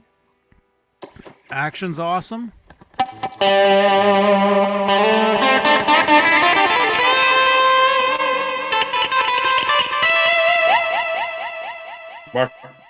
Mark Dillon says, "When the children cried," White Line. I can hear it a little bit. I hear that. It's kind of that minor. Yeah. I don't know, what key is that in? Like a A or...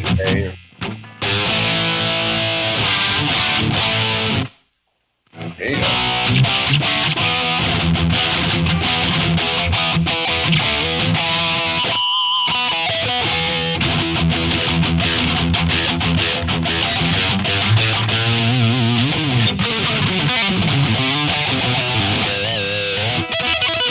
Here's some of this stuff.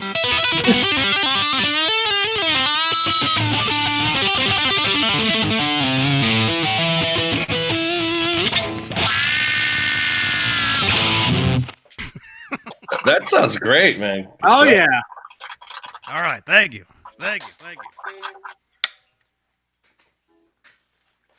Good stuff. You just got shorter. Huh? I did? Shorter. Yeah. Yeah, I know. Oh, I got to change my settings back. Yeah, I think I went to studio for that for Hangouts. Now I should sound better. I should. Technically, I should, but I don't know if I did. Sounds fine. Sounds good. Oh man, is the bridge blocked on that? Yes. I think the song was called "Dig" from the Who. Dig. I gotta again. It's like I know now's not the time, but yeah, now is not definitely the time for that. Yeah, see that little lever right there? Yeah. That's supposedly holding the bridge in place. That sounds perfect. Supposedly. The action looks really good in that, just from that angle. Mm-hmm. Oh yeah. Nesdol would be proud. Well, yeah. No, believe me, he'd be happy with that. Yeah, it's very low. It's a 24 fret guitar, which I'm not a fan of the 24 frets, but on this guitar, it's fine because the guitar seems small anyway. Well, I mean, look at that body. I mean, it's not a big guitar at all. It's not big, but there we go. Thumbnail. There you go, right there. That's it. Yeah. Would you say that was you played that a lot? That's like one of your favorite live guitars, right? It was. Or when you went with the Mayfire, you toured with that one? No, no, they would not allow this. They would not have allowed this around. All right. I think I took this to a rehearsal and they were like, hell no. What are you thinking? Ain't happening. Yeah, but a band previous to that, this was actually, I do have a lot of VHS tapes of live shows. Transfer it. I need to get whatever the system is to plug a VHS into here. You can get it on Amazon for about less than $20. We got to figure out what that is so I can get one of those and just do that, because I've got so much footage of live shows from years ago. You got to do that. You got to wait. That I need to throw onto here. Yeah. Yeah.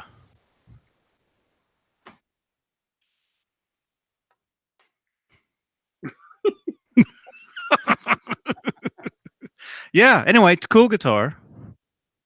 Cool guitar. Pickup. Great What travel about guitar. Pickups are select by EMGs, where a lot of people would barf. They're not active. Are they active? No, they're passive. Okay. They're not bad. They're really not good. They're not bad. Really good. They're not bad pickups. You know. Yeah. Yeah, not a bad guitar. Not a bad guitar. Tone volume on it. Mm-hmm. Yeah. Tone, volume, just a three-way. That's all it is. Zoom. Star Wars.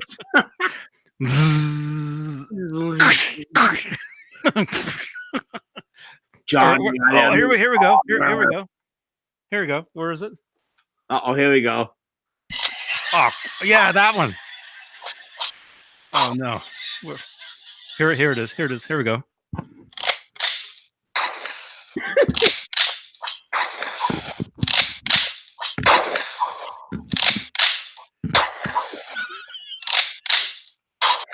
And there's no more viewers left. All the viewers are gone. Oh my God. This is so weird. Dude, this is what happens on Saturday nights, you guys. That's why we love it. Look at this with the kickstand. It actually looks. It's perfect. It is perfect. You could create a whole sci-fi movie around that. I'm gonna wake up tomorrow and be like, "What the hell was I doing?" There, one more. All right, we're done. Holy crap! What the hell just This happened? is the video converter that I bought. This is a good. I mean, this is like less than $20, or less than $30, I guess. But Digit Now HD video, and it goes right to a flash card, like a thumb drive. Yeah, but that doesn't have the actual mechanism to put the. No, you need a VCR or a DVD. You do. Okay. Yeah. Okay. But it completely digitizes it in one little device. Wow. Yeah, let me know. Stick that over on the Discord, man, and let me know what that is. No, that's a different section. Digit Now. Digit Now. There, I can give you that one. Oh man. Oh. I can point on the digit, but on the Discord. Oh. Oh God. Yeah. Yeah, you guys. Yeah. Anyway. Yeah. Wow. As I was looking through this guitar book, there's definitely some strange. I was looking for the Steinbergers. They have a Hohner in there, which is very similar. I don't know if it used a trans trem, but the Hohner. Here, let me present. Yeah, the Homer. That's a you have the Homer. Yeah, the Hohner guitars. Most of the time, you would see those as basses. You didn't see the guitars too much. You would see the basses a lot. Then there was this one that had. Look at. They had them in different colors too. This thing. There's another kickstand guitar or another headless. Oh, dude. Yeah. What's that called? What's the name on that? That's the Good night. All right. Good night, Tony Neville. He's going to bed. Good night, Tony. Tony, thanks for hanging out, man. Yep. Thanks for hanging out, brother. They're called Gittler. American Alan Gittler. Gittler. Is that the guitar that Andy Summers was playing in the Synchronicity 2 video? It's possible. Well, remember the music video where he's on top of the pile of garbage, the pile of guitars, and he's swinging that thing around? I think it was one of those. Music video, the MTV video for it. Yeah.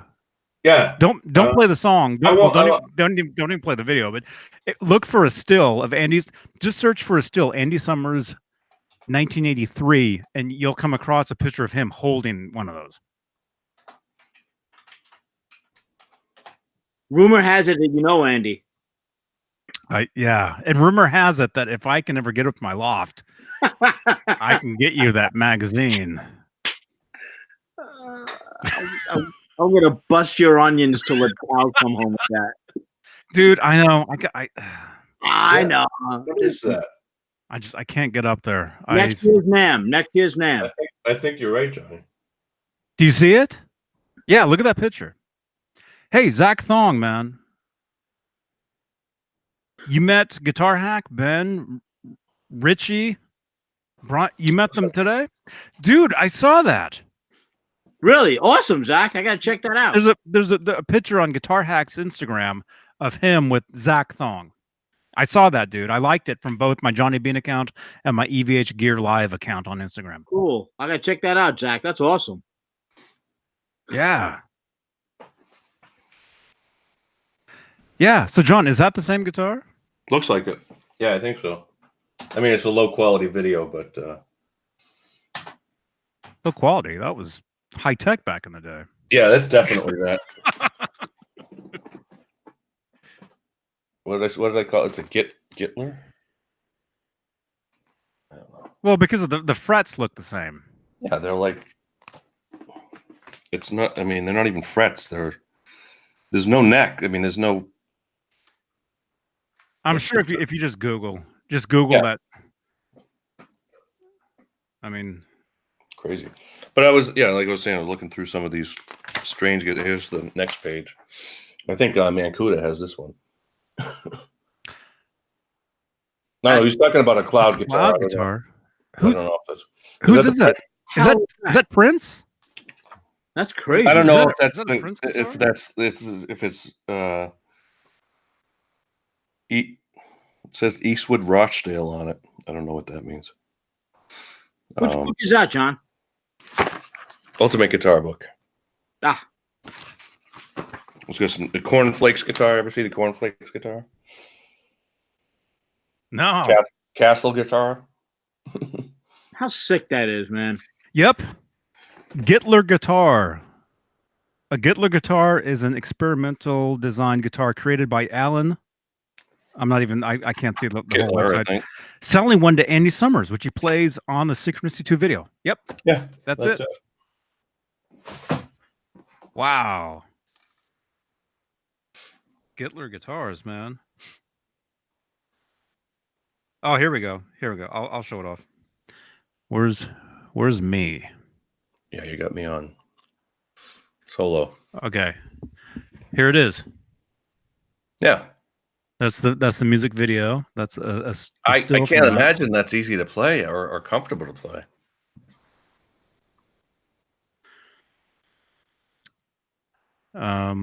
I've always thought the guitar looks super cool. I mean, it looks then again, cool. Andy Summers is my man, so yeah.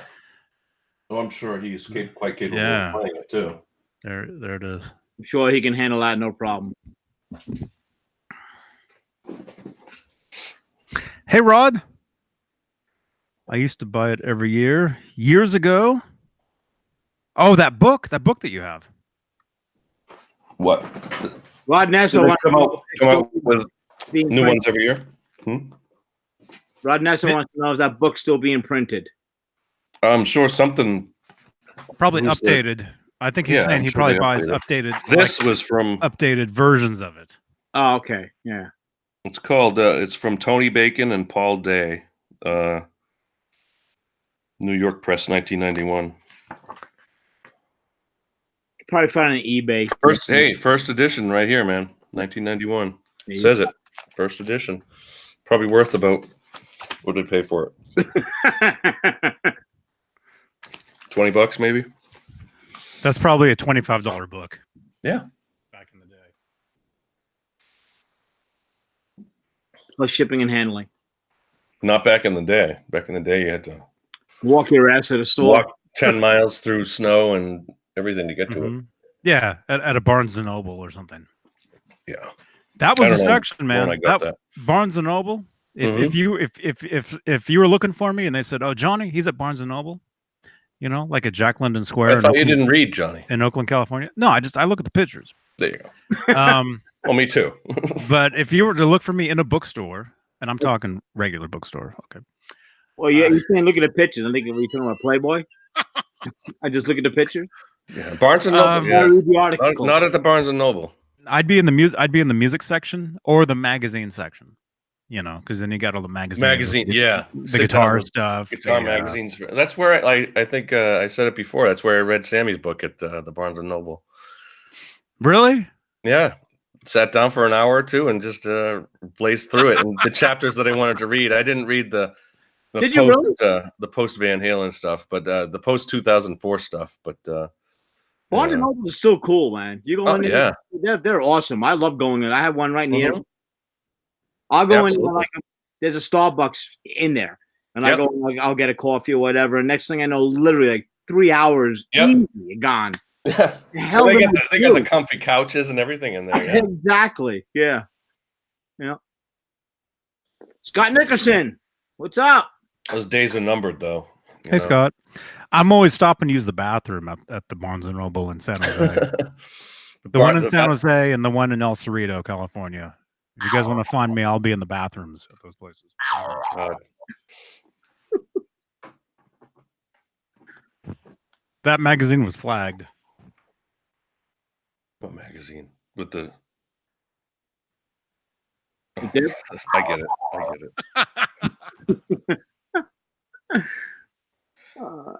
How about chat room? Do you guys go to Barnes and Noble? Is that like a thing for everybody out there? I think it's cool. I love going there. I really do. Absolutely. Yeah. But like I'm saying, Borders is already gone. You know, the old Walden books are long gone. And oh my God, Walden! Bookstore days are. You know, you'll have like the old sort of used bookstores that'll always be around because billions of books around. But you know, as far as like the Barnes and Noble, and again, like what Johnny was saying, the music section, all the biographies and the how-to books, or like the Gibson history, Fender history. I got the Fender book here too. Also, think about it. When Amazon came out, right? Well, they were all books. It was books, exactly. Mm-hmm. They went right after the books. Yep. And then years later, you're like, someone says, I got that on Amazon, and I'm like, isn't Amazon a bookstore? Like, no, it's fine. And years later, they start selling everything else, so that's where they got their money. Exactly. But he literally started out as basically a bookstore, really, an online bookstore. I had a friend of mine that this is late '90s mentioned to me about Amazon, late '90s, early 2000s, and I didn't have the money. If I did, I would have listened to him. But he's somewhere on a beach. Oh, did he invest in them, or? Oh yeah. Oh, man. He's got more money than you can imagine. Wow. Yeah, that's one of those companies that if you had known back in the day. A good friend of mine went to school. Google Yeah, he reached out to me. I just didn't have the money. Yeah. So. Me neither. And I still don't. No. How about that now? I hear you. No. Brett McCord said, I'm in such a remote place that if I want to buy a set of guitar strings, I have to drive 45 minutes. I just order them. Yeah. Well, even me, I mean, to find a store that carries guitar strings is one or two within a half hour or 20 minutes of me, but that's a long ride, John. There used to be, a music store, right down the street, but so many of them have closed and are gone now. it used to be Daddy's Junkie Music and there was one in, every 20, 30 miles around, between them. But they're all, you get Guitar Center. That's about it now. And there's how far Guitar Center now? You said 20 minutes? There's there's two of them within probably 30 minutes. And then there's a mom and pop that's probably 20 minutes away.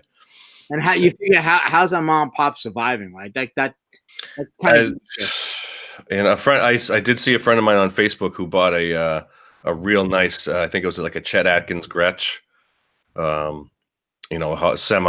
semi hollow, and he bought it through them. And they have a couple of nice guitars, but they sell like the Fernandez or the just whatever the student type models.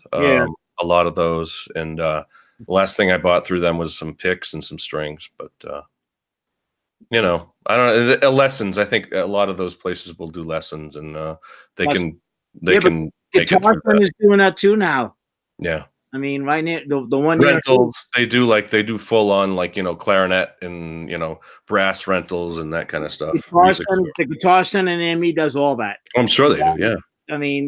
Drum lessons, clarinet, horns, string instruments. You guys were talking, or Johnny and guys were talking about it a couple weeks ago.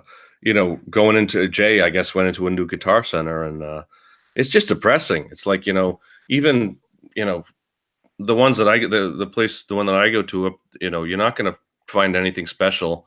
And when you do find something nice on the wall that you want to play, it's always just set up poorly, and and it's not there's plenty of stuff. There's a lot of eye candy. There's a lot of fun stuff to fool around and look at. But for the most part, it's, I'm in and out of there in a half hour or 20 minutes or something. And it's nothing great that I'm, having.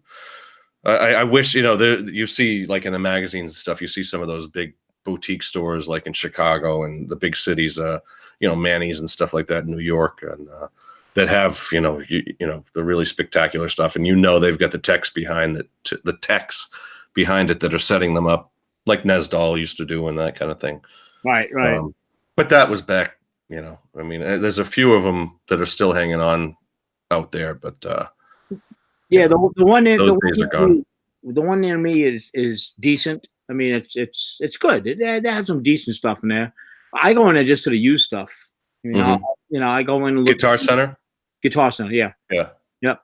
Just to look around, but I'd rather buy from the mom and pop. Flipside Music out here in Denver. Mm-hmm.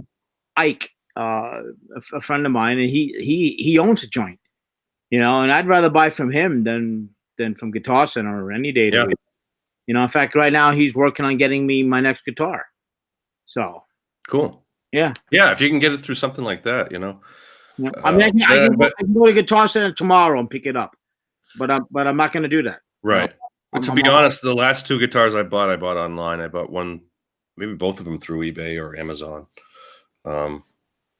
It's just I did the research and I found what I wanted, and that's if you want to get specific and you want to find something specific, you're not going to get it at anything local. No.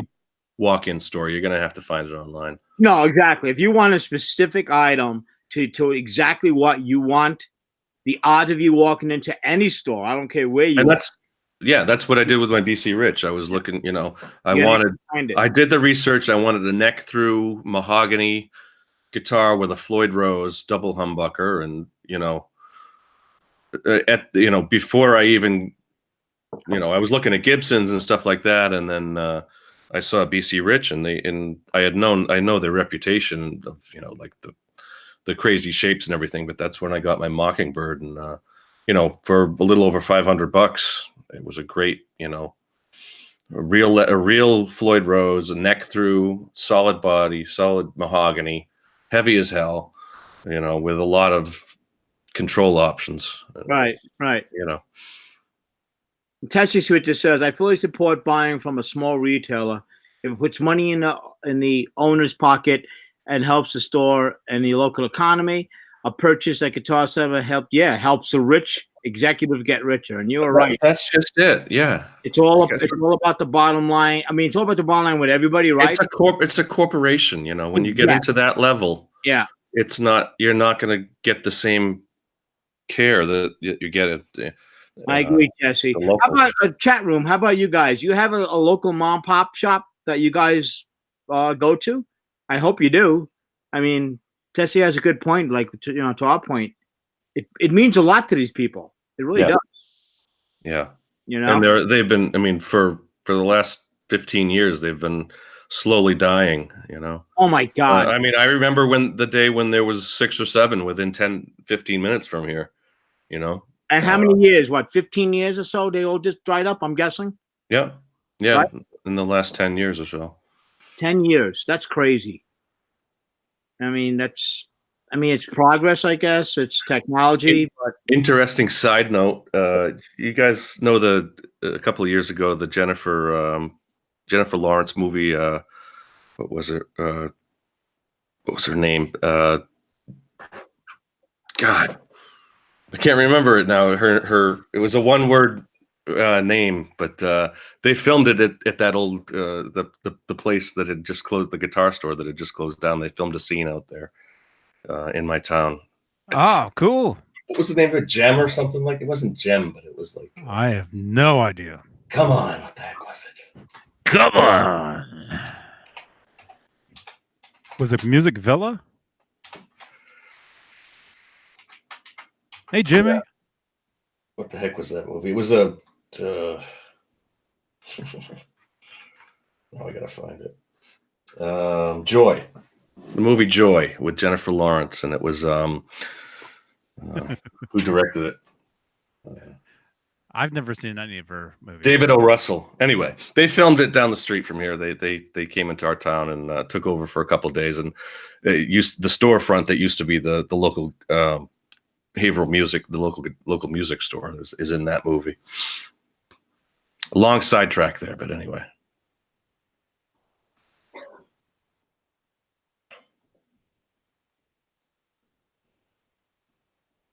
Hey, now I'm still here. Sorry, I'm getting ready to post over on Instagram to try to put the word out. Sure. So yeah, see, John, this is what I was telling you about, man. On Instagram, you can do stories where you can create little cool little posts, Eye candy. So this is going to go out on Instagram over on the which account is this? Johnny Beane Live. The EVH GEAR Live page. It's going to go out on that one. Nice.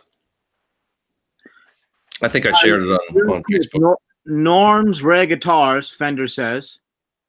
I've heard of that. It sounds. I think if it's that's the one in the Carolinas, ain't it?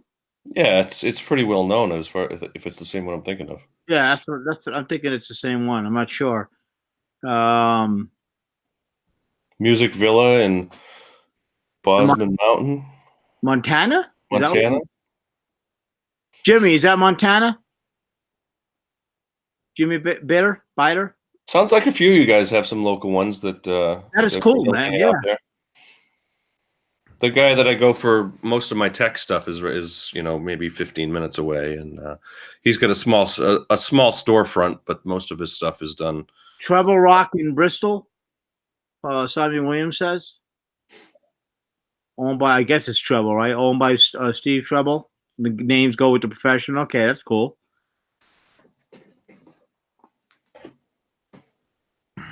Thank you, Rod. That's cool that people are that you can still have those. I dig that. Yeah, exactly. You can always find it. Well, the other thing is pawn shops. There's not a lot of those around anymore either, but you can find a lot of great deals in those pawn shops or thrift stores. Yeah.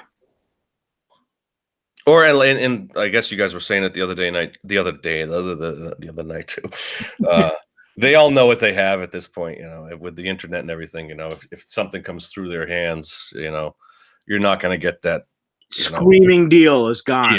Yeah, you're not going to get that $300 Gibson ever again. Yeah.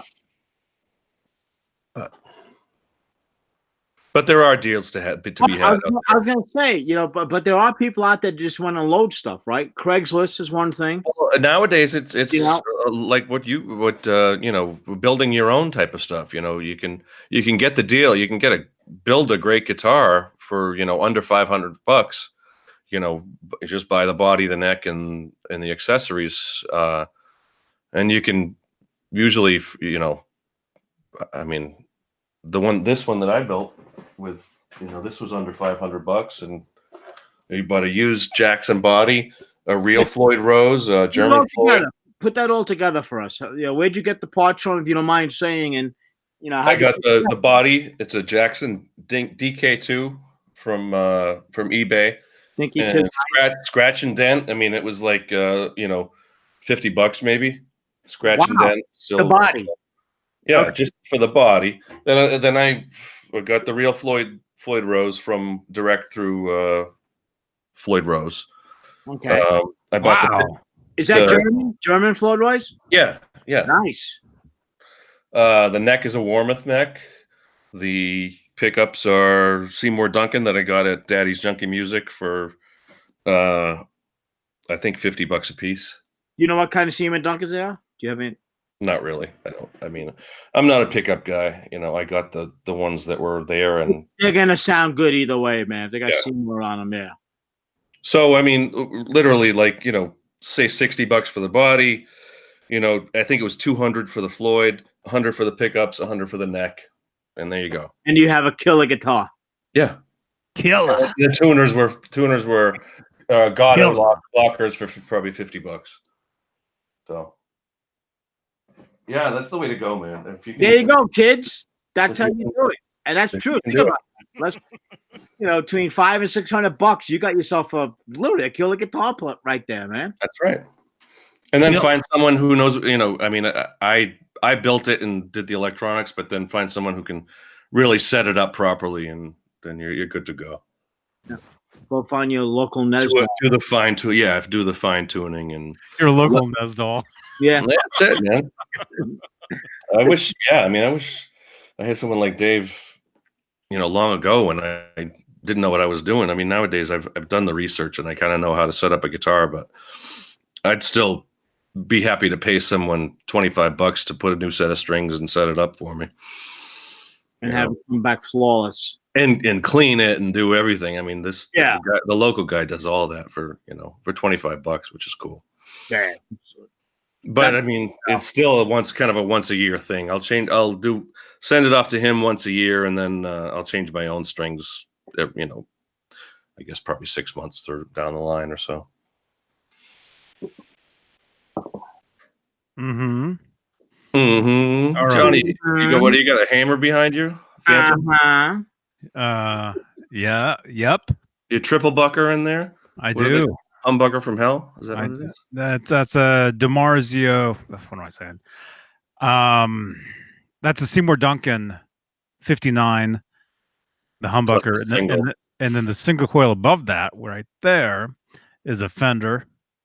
From my very first guitar, Fender Squire, Bullet, awesome guitars, and then that's probably a DiMarzio single coil right there. Now the pickup ring around it, is that a triple pickup ring? I mean, a triple single ring that goes around the three, or did you custom kind of like? No. That's how it is.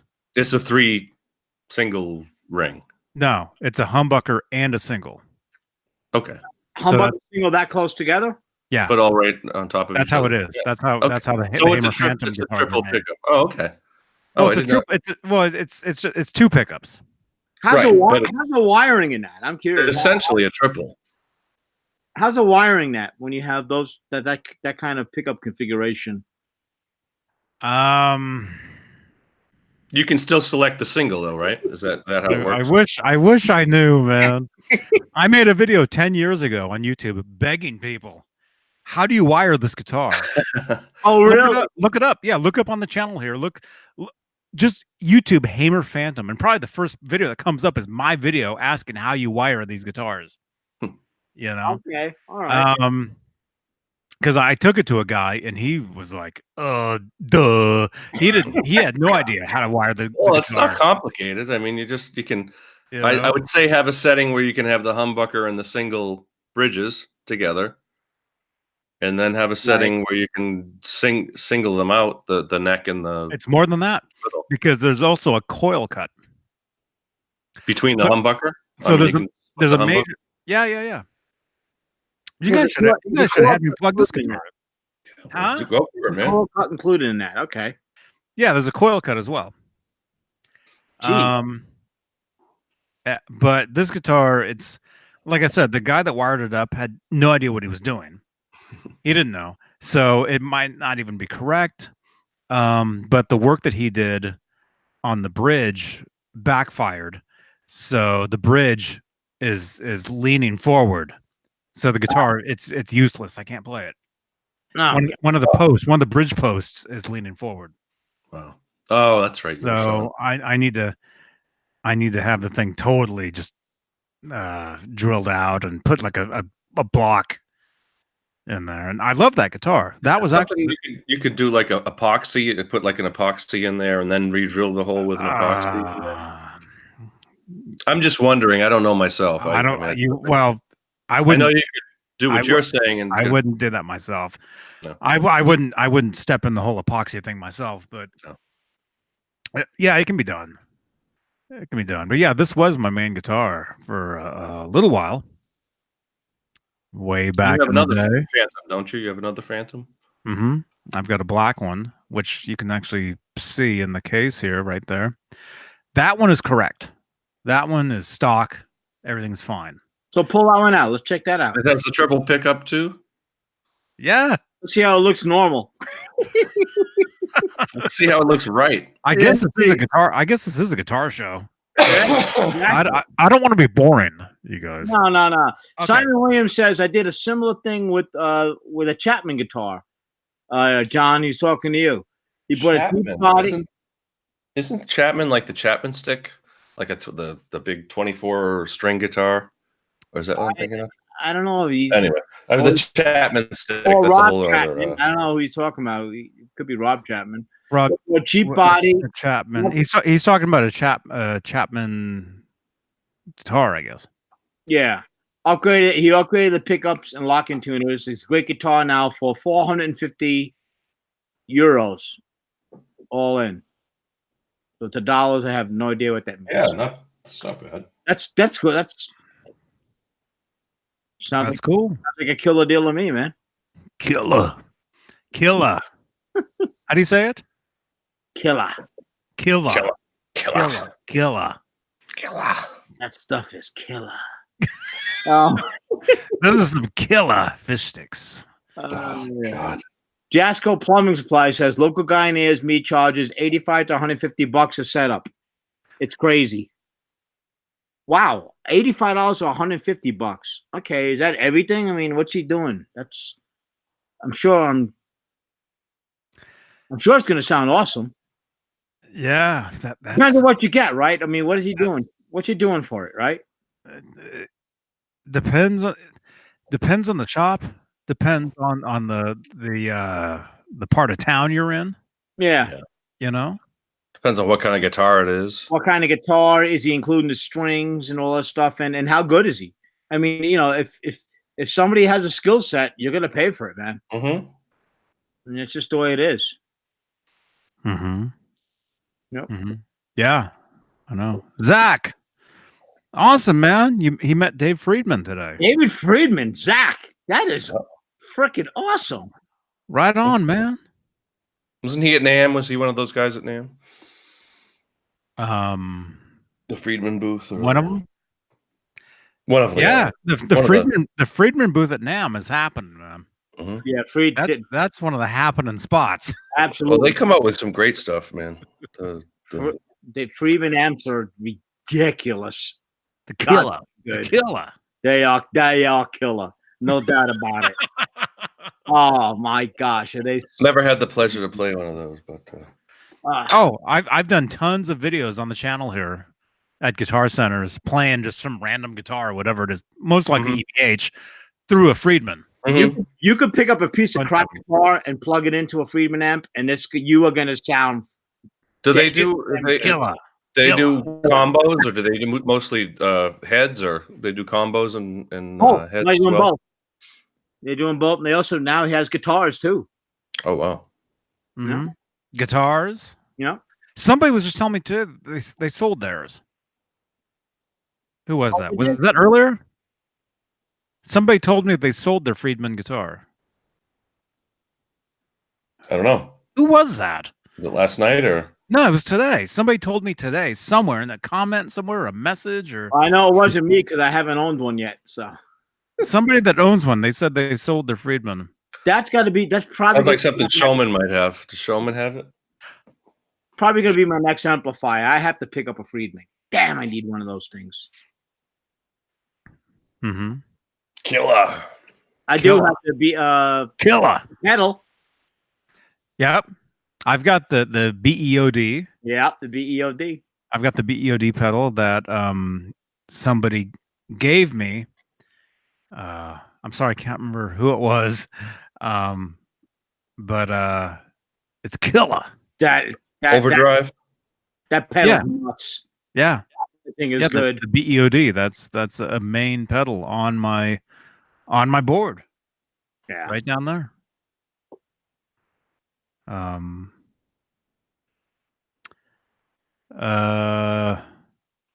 Thumbs up, everybody. Leave a thumbs up. Subscribe to the channel. If you wandered into this and you're like, what am I looking at? What the hell's going on? Subscribe, and there's plenty more. Like I was saying, yeah, follow the links. There's a lot of there's a lot of great content on this channel. Absolutely. It's all go back. If you have any kind of Van Halen guitar related stuff, go back and look. If you're wondering about the 5150 or any of them, Steinberg or all of them, there's lots of big full shows on that stuff. Yeah, if you have any questions, literally, you have any questions at all about anything that has to do with EVH, search the archives. We gotta do a whole review of a lot of those early stuff like the Rasta and the Shark, and it's been a while since there's been full kind of. I know Nesdal has a lot of and Rob, both of them have the I don't want to call them copies, but whatever you want to call them. Fakes? Accurate depictions of those, Forgeries? And that's something I was going to ask you about, Johnny. The forgery. Well, I mean, if you want to get down to it, that's kind of what they are. But they're not trying to pull it off as anything. No. So actually, who was it? Who was it? Fan base replicas. Yeah, who was it? Somebody was saying something to me the other day. What? And they were saying something about I think they were saying something about the Stripe series guitars, the official EVH guitars. Mm-hmm. And they were saying, well, they're not correct. And I'm like, well, they're not supposed to be correct. They're tributes. The EVH line of Stripe series guitars, they're tributes to, they're somewhat based on the original guitars, but they're tributes to the guitars. They're not dead on copies. They're not. Yeah. No, and they're not supposed to be. Right. They're not supposed to be. And then they brought up Nesdal's and Rob's guitar. However, there are some Fender makes some from full on but replicas. The Frankie, the 78. Yeah, you're gonna exactly. Those are the ones that are literal. I mean, full on replicas down to Nesdal quality. Detail. That's a different animal. If you're gonna get a tribute guitar like Johnny was saying, EVH, it's the quality is amazing. First of all, anything EVH guitar, by the way, from the cheapest to most expensive, especially on the lower end for guys that are starting out as guitar players, you'll be hard pressed to find a better instrument. They are really unreal. Yeah. You're getting a lot of guitar for that price. Really, and also not sponsored. Make sure to say that because you can find it. Yeah, you can find them out there. Everybody thinks that we're sponsored with all this stuff, and we're not. We're telling you the truth. Yeah, we're fans, definitely. Yeah, we're fans, exactly. We're not getting paid to say this crap.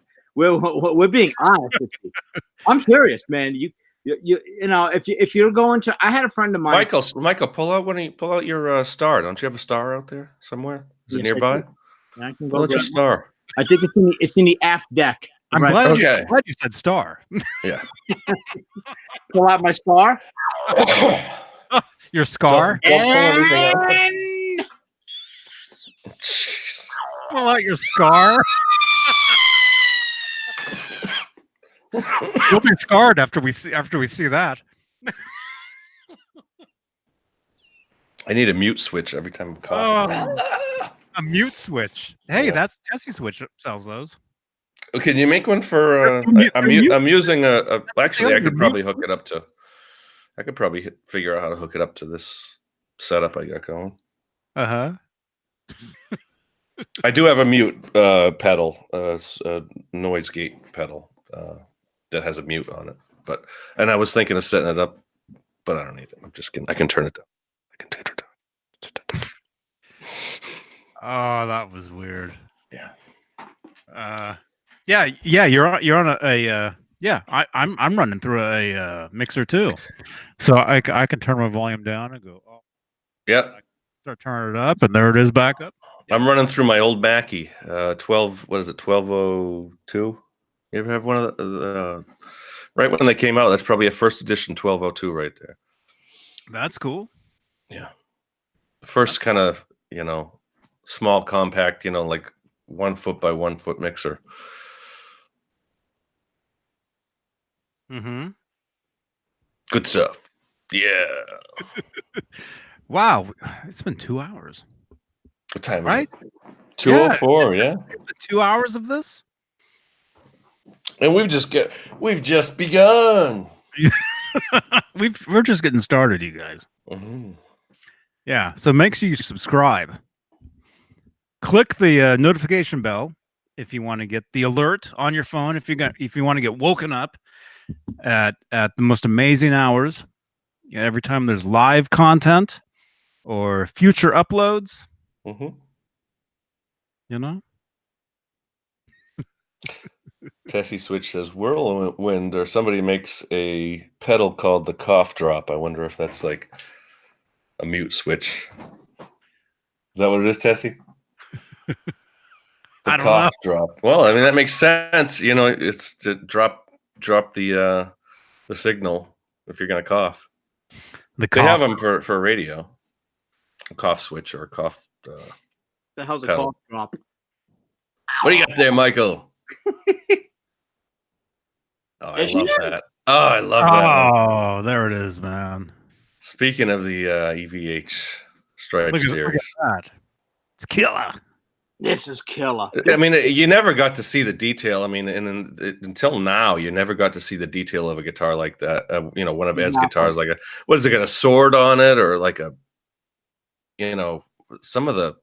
I never knew about the woman on the Circles guitar until watching of these things. Yeah, look at this. It's got the skull and crossbones. Crossbones over there. And that was Ed. Ed did the design on that, didn't he? Yeah. Or I know it did. Yeah. Johnny. Mm-hmm. Yeah. Dan Electro headstock. Oh yeah, the Coke bottle headstock. Yeah, that's a great neck too, man. Yeah. I always dug that Ed. I think Ed liked that too. Look at the flute on that. Man, I gotta get one of those necks. I gotta. You want to get your hand around one of these necks? Now the strap button is on the neck plate. It's actually like screwed into the neck. Yeah. Yeah. That's cool. Yep. I haven't seen that before. Yeah. Yep. Right into the neck there. Mm-hmm. Killer. Yeah. Yeah, that's a great guitar, man. Now, what is it? Is it a EVH Floyd? Yes. Nice. EVH Floyd Rose. Can you see it? Uh-huh. Yep. There it is. Yeah. Thank you, Michael. Wow. Good stuff. I just saw my reflection in the body there. That was cool. Was it Rob or somebody recently did a pre-stripe version of that? Yeah, Rob. Yeah, Rob got he got a guitar that was basically What is that based on? The pre-painted version of that. That body, where did Ed get that body from? The body, I would say it's the original body is probably an EVH Star. No, what am I not saying? EVH. What am I saying? Kramer? Like Is it Charvel. Kramer? Oh, Charvel. Okay. It's probably a Charvel or a Star guitar. It's probably what it is. And the original neck on that was on the actual guitar was a Dan Electro. You know, which are great necks. And he obviously modified that for the locking nut too, didn't he? And I don't think any of the Dan Electros came with anything like that.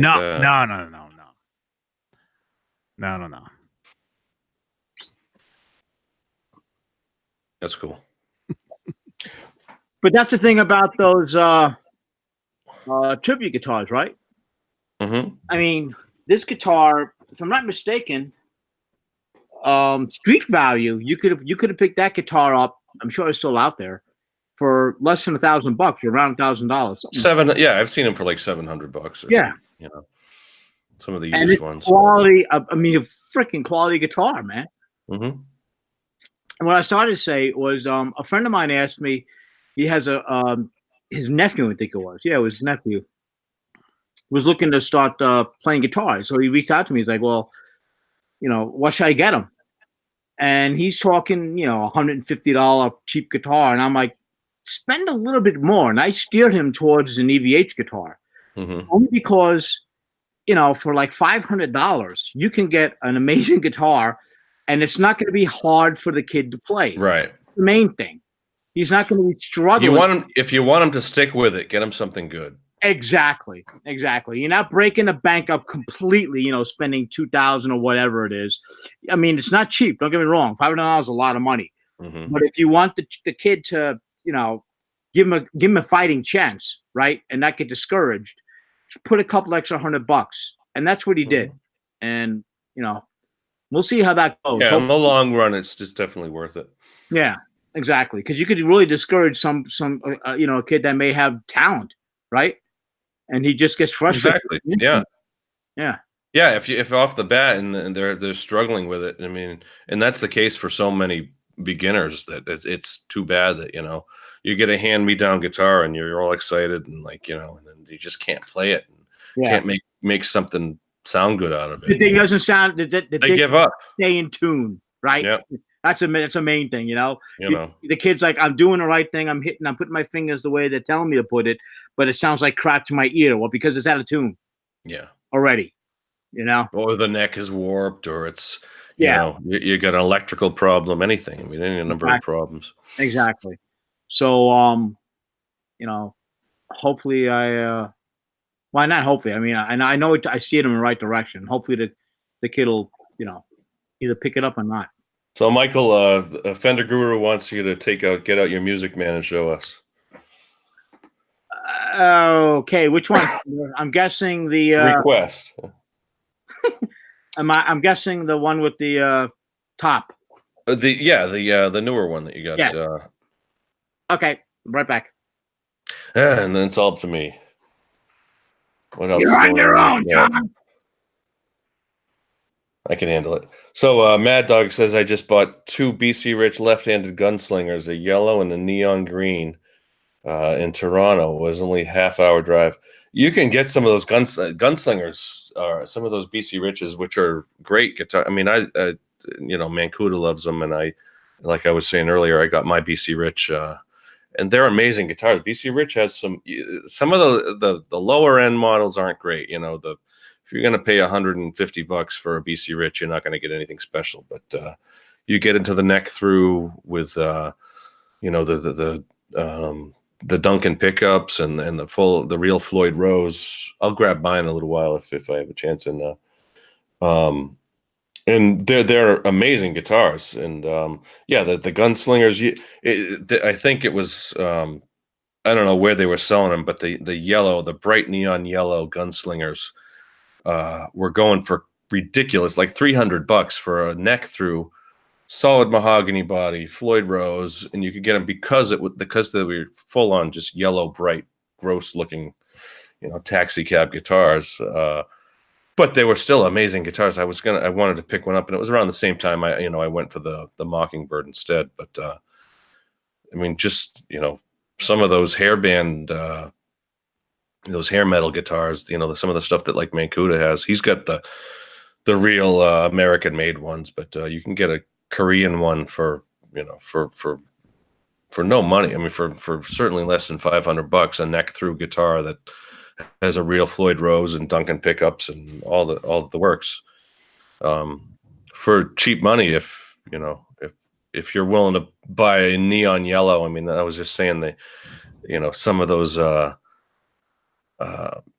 kind of hair metal sort of neon guitars you can get for cheap money nowadays, just because if you don't mind getting the pink or the neon, because nowadays they're considered ugly, when back 25 years ago they were awesome. What, the pink guitars? Yeah, or I was saying, I think it was a gunslinger, or a BC Rich gunslinger, for a while back when I was looking for a new guitar a couple years ago. If you wanted to get like a full-on bright yellow guitar, you could get something for like $300 or $400 that had a neck-through design and a real Floyd Rose, like a gunslinger or something. Some of the I don't know what else. The gunslinger, yeah. The stuff. And so you got yet another guitar in the back there. You get your 84. Yeah, 84. I keep getting mixed up. Hoffer Teacher 84, yeah. Nesdal. That's a guitar that Nesdal gave me. He gave me the body and the neck, and I basically built the guitar around the body and the neck. It was already striped? Yeah. He had the paint done? Somebody did it for him, I guess. Hey, Green Bay. Yo, Green Bay, check Green Bay, check your Twitter DMs, man. What's up, Green Bay? Thank you, dude. Thank you, yeah. Here you go. Oh, dude. Oh, hang on.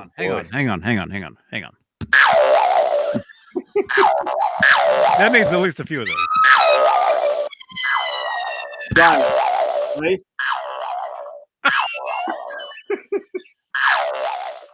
Hold on, I'll hold this straight. Ready? There we go. No, you should be holding it like this. And every time we do that, you go like this. Okay, ready? Okay, ready? Here we go. Okay, here we go. Say something. You gotta solo him though. You gotta. Go ahead. So say something. Go ahead.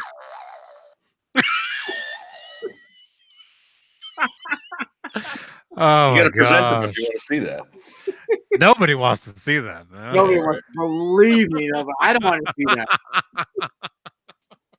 Nobody wants to see that. Just threw it out of my hands. Look at that. Look at the gloss on that. What are you watching tonight? Oh, I should be soloing them. Oh. Soloings. Present. They're presenting. There we go. Wow, man. Holy cow. You're watching the chrome on that thing. What are you watching? Little what? It's on.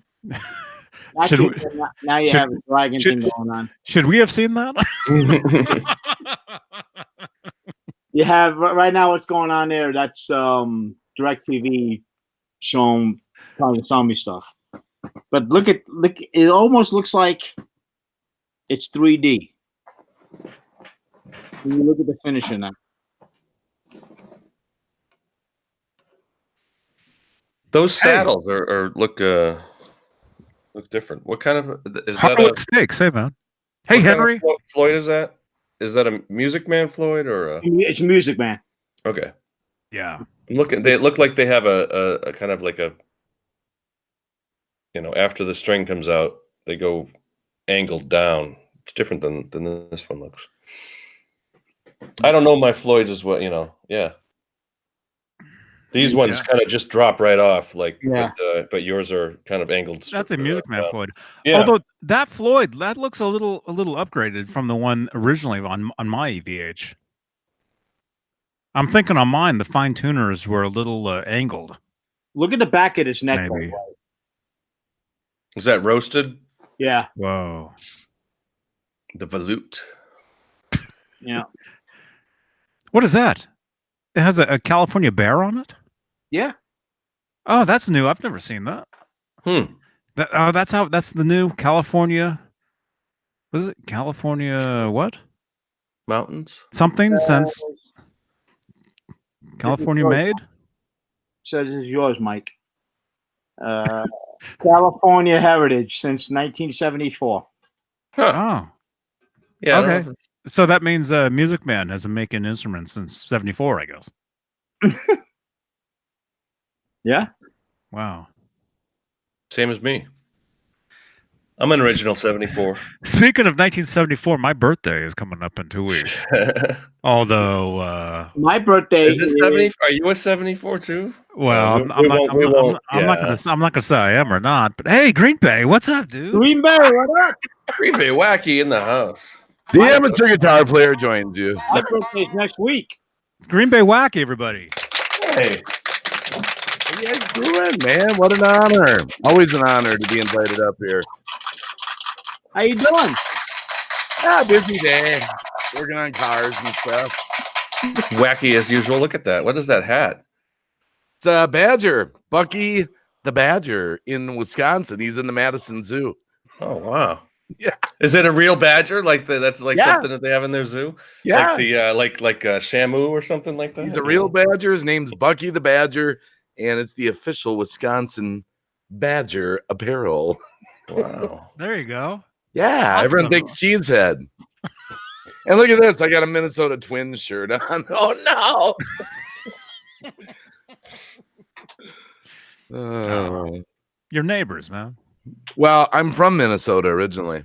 Oh, Yeah, so I got to go. Go Vikings. Go Packers. Isn't it Minnesota? Yankees. Bruins. Ooh. Oh, my Oh. goodness. Yeah, I was lurking for a while, Johnny. I was just hanging out. cool. Yeah, I just happened to. I was getting up to use the bathroom, and I was walking by. I saw my name was highlighted, and it was you. I'm getting up to go take a crap. Oh my god. What a way to like, I My was getting ready to take a dump and I thought of you. So It's an honor. wow. Well, not really, but yeah, By the you way, got. Mike, man, that guitar, that black one, wow, that was sweet. Cool. Yeah. I can't take my eyes off that one you've had behind you for a while, Johnny Beane, that red one, man. I'm thinking Eddie Van Halen all the way, Mm-hmm. It reminds me of. That's what it is. Go grab it. Grab it, Johnny. Yeah. Yeah, that's my Ernie ball that I was showing off before. Love that. Mhm. Oh, it is a Kramer. Okay. Wow. Yeah, this one. Well, it's not a real Kramer. It was just built to look like a famous Kramer, basically. The 1984 Kramer, which was one of the guitars used on the 1984 tour. It's a replica. So yeah, It's a replica. yeah, but it's a quality guitar. I mean, it's an actual quality. It's probably gonna play exactly or close to the original, with all the hardware put in it. Mm-hmm. Who Yeah, made probably. You know who made the body with the what kind of body? I don't know. It was a gift. It was just a gift. The body and the neck were given to me by our good friend David Nesdahl. Yep. Actually, he gave me the bridge as well, Mm-hmm. and then I built it. Put the pickup in, put the tuners on, everything, and the tape, and all the stuff. And That's the same David I saw in that interview, right? He got the fluorescent tips for volume or for the pickups, and he got the metal guitar picks. Or is that a different Dave? Oh yeah. That's him, David Nesdahl. Okay. Yeah. He was talking about the fluorescent tips he got. Yeah. I thought that was think- Rob I who think got the fluorescent From tips on. Tessie Switch, right? From our That's friend what I Tessie thought. Switch. He got the Oh, tips, yeah. and then Yeah. and then the metal picks. Yeah. The dude, it was All- his birthday a few weeks back, and he was out. Yes. Yeah. Okay. Yeah, and yeah, what am I trying to say? Huh? What happened to his? I don't know what's going on. Texas Switch said the stuff I sent them. Yeah. Oh, he's out in the Tessie's out in the audience. Yeah. Yeah, he is. There he is. Tessie in the house. Carl Reiner of guitars. I gotta admit, I never heard of metal picks. You know, I like the tortoise shell, you know, but I never heard of metal. You know, I have a metal pick here. Let me see. really, I guess I never checked into it. I'm old school tortoise shell. You know. Mm-hmm. Yeah, I've used metal picks as well. They're cool. Although Tessie, I really want to try those picks, man. Do they? Do I have to know somebody? Do they shorten the string life? Are they hard on the strings because they're metal? I can't even use it. I would imagine. Yeah, I would say that they are, really but they do give you another. They do give you a certain sound that you can't get from. Sounds different completely. Yeah, I can show you. I can show you. Heck, I do have a metal pick here somewhere. Where is it? bust it out. I gotta find it. I gotta find it. Come on, crank up the amp, Johnny. Bust into a solo, man. Okay. All right. I'll plug in again. Who's gonna find it first, Johnny or me? I got a metal pick here somewhere. Probably you will. Drum roll, please. Who's gonna get there first? Oh, where is it? Not me. Did you get it? No. Oh, where the hell is it? I'm still trying to get my broken cable. Oh my goodness. Brett McCord says that Oh, here we go. Flecky uses metal picks.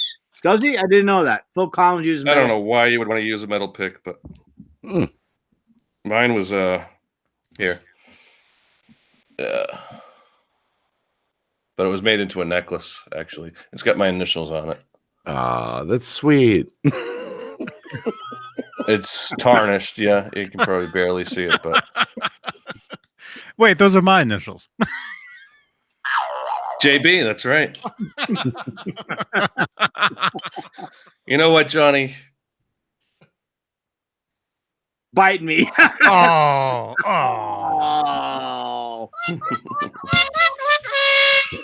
Sorry. No. Green Bay, sorry. No bozos. No bozos. Oh, that's cool. And actually, I can't find my metal pick, but I do have a key to one of my guitar cases here, and I can use that. It's the same thing. Okay, here we go. And don't forget to whenever you can. Beanbag? Something- Gargle the beanbag? Gargle the bean. Holy crap, I thought it was family friendly. What? I didn't say anything. Oh.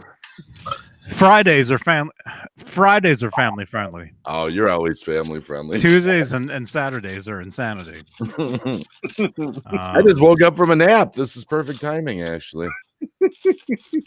Wow. How come there's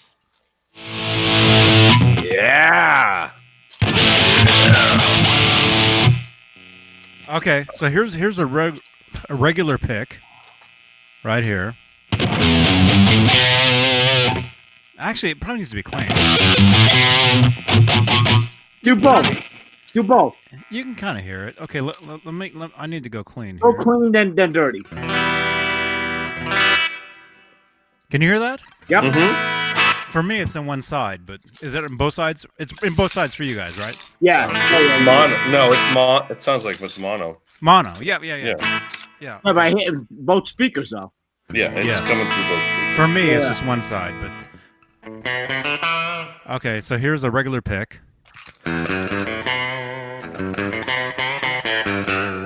Okay, and here's a metal pick, which is a key.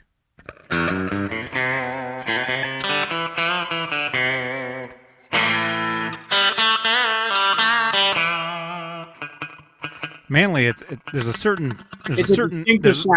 there's a certain attack, which Yeah. I guess what I'm trying to say. Regular pick.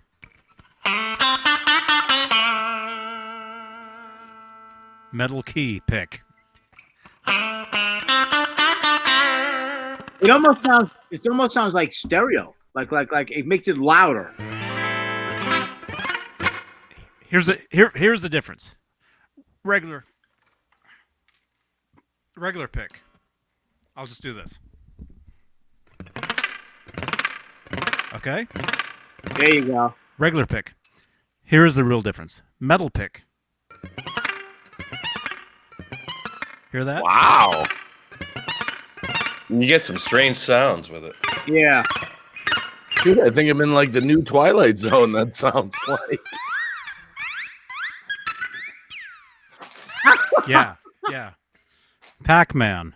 Could almost use it as like a slide, you know, like Ed would Pac-Man. use his ring as a slide. That's bizarre. What McCoy said, actually, he's right. Brian May used a Metacoin. Brian May. There you go. Yep. There you go. Yeah. Yeah. There's certain attack. Mainly it's the And attack. Metal Really. Mike said the same thing. Exactly. You can hear it. Is Brian May REO? Queen. Queen. Queen. Why am I? Who am I thinking of? REO Queen Wagon. Yeah, That's right. Sorry. I started with a Q. I was gonna say it, Queen, and then REO. I screwed the pooch. Yeah, It's all good. Brian May is a genius. He is a genius. He's like got a Literally a genius. PhD in Yeah. astrophysics. Yep, astrophysics. He's an amazing guitar player. Did you? I guess when I don't know, was it the European Space Agency or someone sent out a satellite recently, and Brian May did a whole soundtrack to the. Yeah. They were flying by an asteroid or something, and Brian May actually created a whole soundtrack to that flyby. Yeah. Wow. Yeah, Yeah. that's cool. It's a new music from Brian May. In the last couple of months, he did that. I haven't checked it out, but I mean, I listened to a little bit of it. And to me, one of the best, and I'm sure everybody watching this at least has heard it. Starfleet Project. Mm-hmm. Brian May and Eddie Van Halen. Yeah, the one song that was more turned into a full on jam with him, and who else was on that album? Phil Chen on bass. Mm-hmm. And then who was the drummer? What a masterpiece that is, by the way. Just it's yeah. Anybody that does not know it, it was just like a weekend, basically, just hanging out in Brian May's studio for a weekend, Exactly. and they came out with an amazing. And it was for a television show, wasn't it? What? I didn't know that. Was it really? I want to say it was for an animated TV. The Starfleet. And then I think it was called Starfleet. Was the name of the show. Starfleet Project. Yeah. There was a live action show, which was which was very similar to like the Godzilla movies. Yeah, if you look in front of it, it looks like one of those old Godzilla movies. Or there was a bunch of different shows back then. There was like a submarine show with those. They're not puppets. They're marionettes. Oh, you're talking about they did a movie of it a couple of years ago. What are they called? What was it? My friend was in that movie. He played and Trey. I think it was Trey, and he played the computer voice. Yeah. Matt Team Stone. America. World Police. Yeah. World Police. That was it.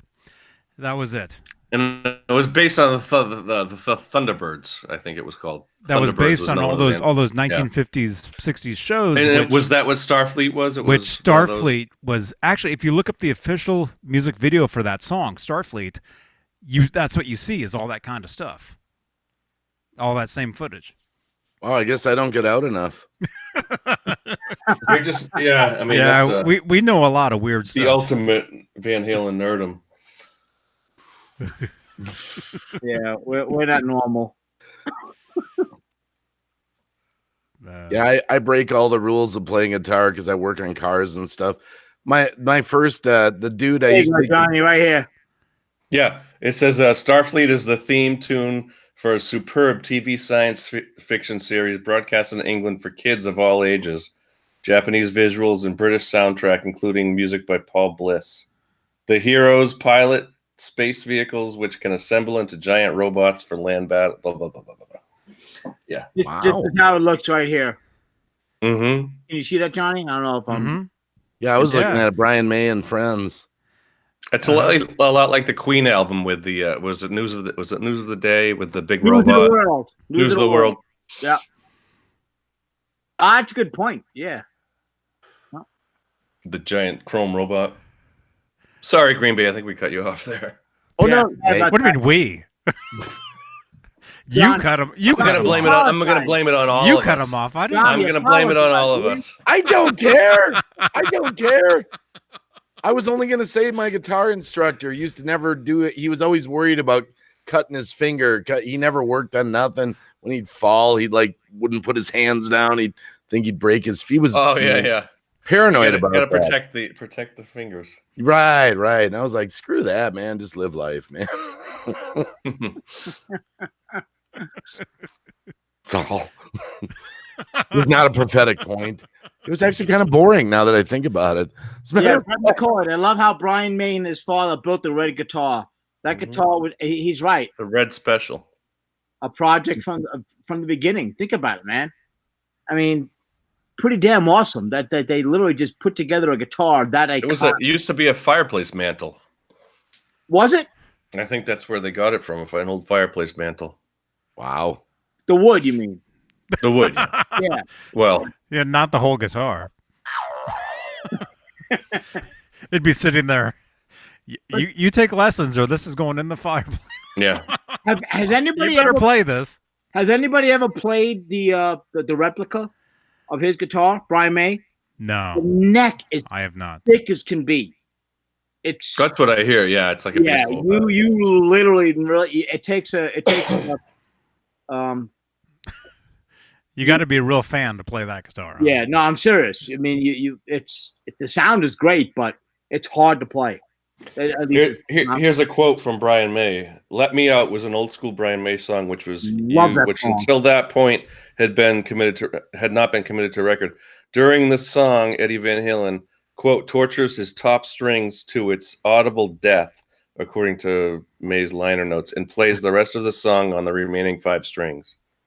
Yeah, you can actually hear in the song where he's doing the high, and he breaks the string, the high trilling, and he's bending the string. You can actually hear it break on the song. Yeah, that's cool. And what an amazing song. God, Tessie Switch has a good question for us. Would you ever buy a harmonica from Goodwill? That was so random. Yeah, I don't think so. I would, and I would donate it back to Goodwill. Yeah, That was so random.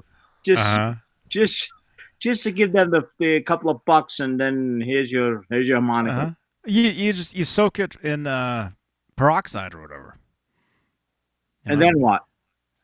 And then and then it's fine. But here's the real question: would you ever buy underwear from the Goodwill? You. I'm sorry, it's cheap enough. I would never buy clothes from Goodwill. I can go Walmart for underwear. It's 9-pack for like $8. Exactly. I can spring for it. What if the By Goodwill the way, what if the Goodwill had a garbage bag full of like 30 pairs of used underwear? Would you? Is that a deal? Why would you ever? Now, Johnny, since you're on the subject of underwear, and this is true, I watched some Hollywood Squares the other night. I like to watch vintage shows. Peter Marshall. Me too, man. And the question came up, according to whoever it was, it's a national organization. How many pairs of underwear should a male actually own? It's 12. We should have 12 pairs. Why, one a month? I don't know. 12 pairs is what an average guy. That sounds about right to me. Yeah. I don't know. Okay. I don't have any more than that. We just go where the chat goes, Yeah, I was watching Hollywood Squares and Paul Lynn. I was watching. Dude, Paul Lynn, my God, loved it. Oh. Do you ever do that on YouTube? Just watch vintage stuff like that? Unless I'm watching Green Bay Wacky, I'm not kidding.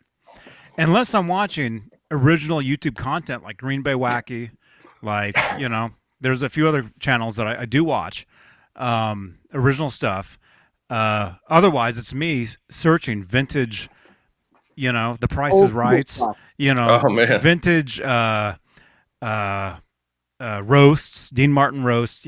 Old Yeah. stuff. Those Oh, my old goodness. Dean That's all the Martin stuff that roasts I are watch. Awesome. My God, are they so good? Those Dean Martin roasts. Oh my goodness! Wow. They are. Yeah, I do love the old those old kind of like the Rat Pack stuff and Yeah. that kind of. I watched a roast the other night that had Don Rickles and Jonathan Winters on it. Oh man. Yeah. Don Rickles and Jonathan Winters. What a pair. Those Wow. two. Oh man. Oh, that yeah. had to be great, man. Yeah. And then me and Cab 7 the other night went into a hangout. We were watching some vintage Johnny Carson. Wow. Oh, yep. That's I watch those too. He's got there is a Johnny Carson channel on YouTube. Really? Yeah, there's an official one where Wow. they'll post official. Phil Mosley, music. Phil Mosley, music. Hello, what's up, man? Hey Phil, good to see you, man. Tessie Switch says you buy 1 pound of underwear and you're on their mailing list for life. 1 pound. Wow. What do you buy a pound of underwear, Jesse? I know how. And earlier he said you soak it in whiskey. So I like to have 2 pounds of underwear soaked in whiskey, please. You buy a pound or you leave a pound. Oh, Wow. can we get off the underwear?